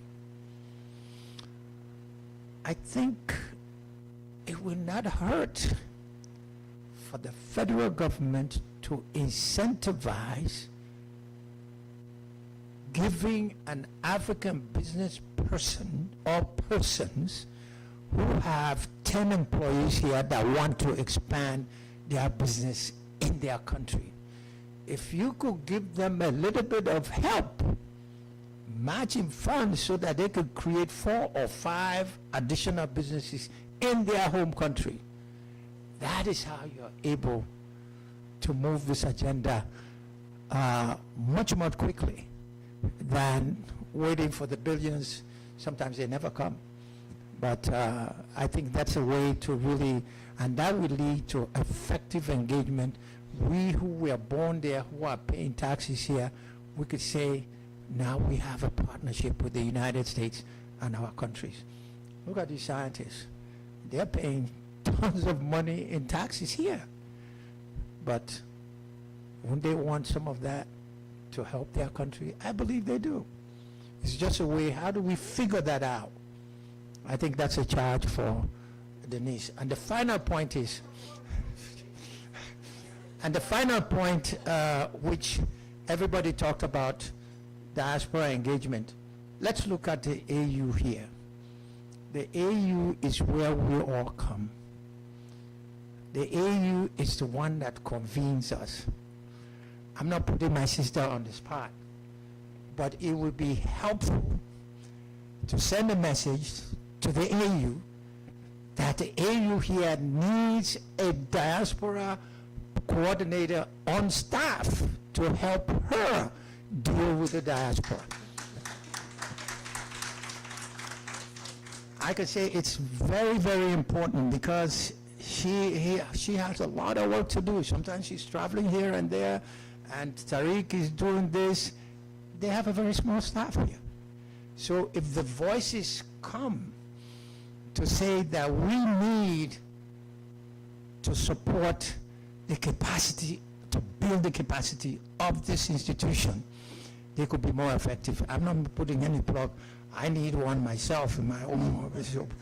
But I think every ambassador will support that, and every ambassador will subscribe to that notion. So I'm not plugging for the AU, but the work that they do here is so important, and but they need help, and they need staff. Unless my sister is saying that she doesn't need any. Do you need any staff? Okay, so on that note, let me invite, first of all, thank you so much for this lively discussion. I told you that this last panel was really, it comes to my heart because what these wonderful people have done, let's give them a big round of applause for what they've done, with their respect. And what they do every day is what makes your stay here worthwhile for your countries. Africa first, individuals second. So on that note, let me invite the distinguished ambassador of the AU to come and close us out. Thank you so much. I'm very much.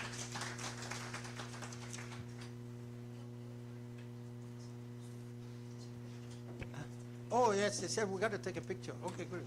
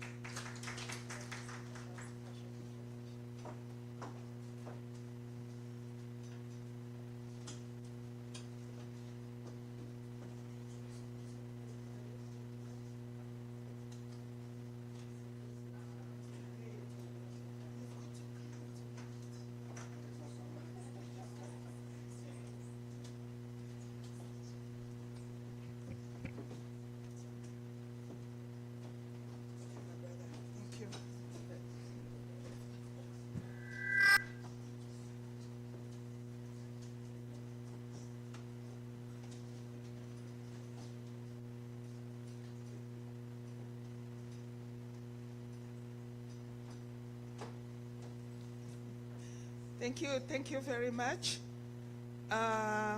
In closing, let me just say this theme speaks volumes, and the volumes on the direction that we want to take as an African people. And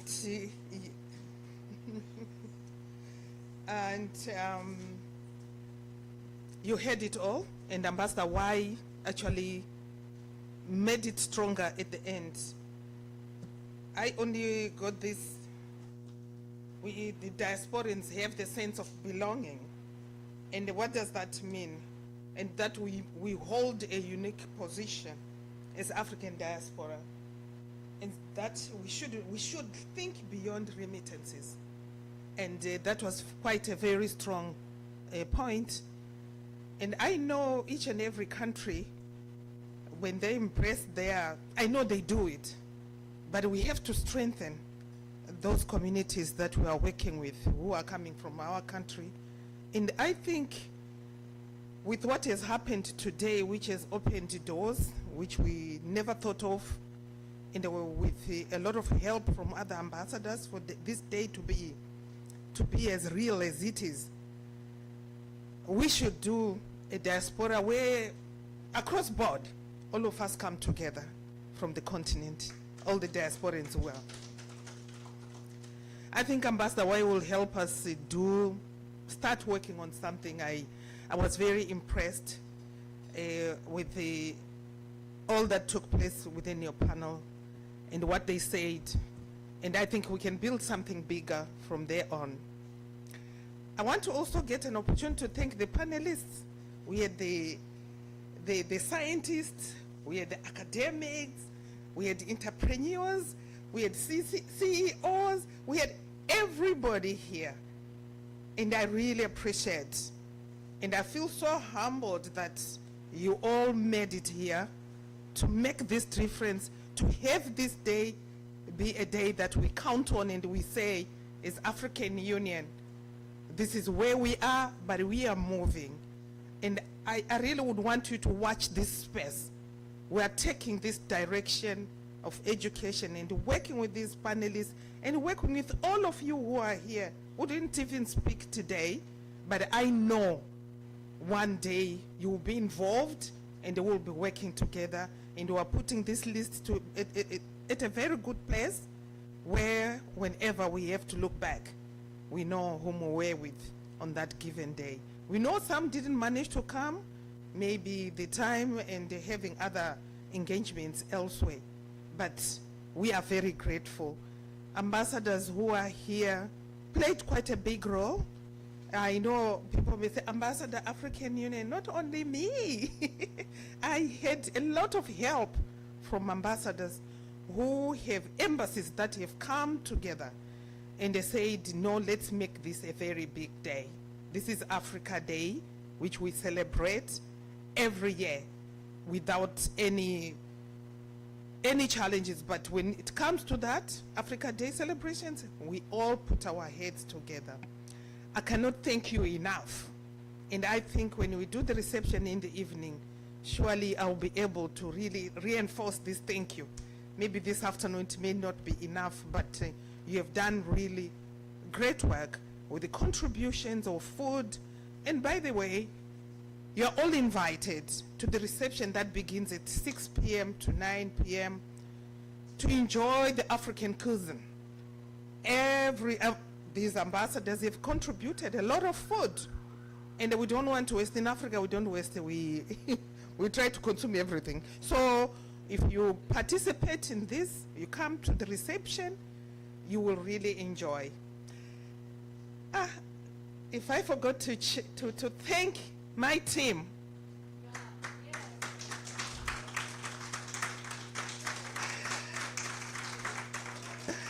Tarek Ben Youssef,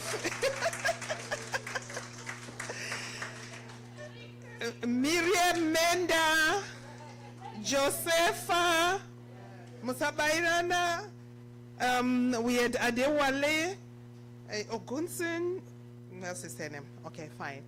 And then we had Collins, we had Giles, to make all this happen. And let me not also forget our media men. I thank you very, very much. Let's take just a break, I think for hours. I think we have a break for hours, then we come to the reception. I implore all of you to come to the reception. I thank you all. We forget something. We forgot something, Ambassador. Say it.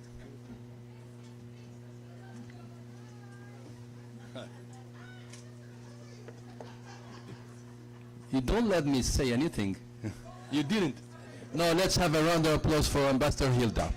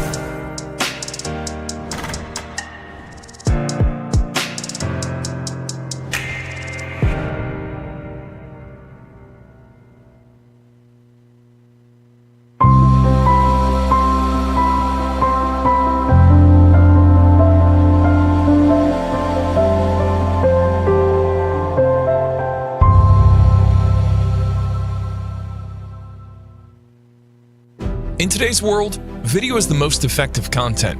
In 2021 alone, 80% of all content consumed by users was video. If today you don't make video about yourself, about your product, you're losing positions in your business. Afrique Today production invites you to create a video of any complexity. Are you an aspiring blogger, artist, musician, and you want to surprise your audience? Or are you an ordinary person and want to create a family story? Then our team will be able to create a video for you with unique quality, reported shooting, individual shooting, studio shooting, entertainment videos, corporate events. All this we can do for you in the best quality. Just call now and get a 30% discount at 571-612-0496. 571-612-0496. Afrique Today. the best of digital TV.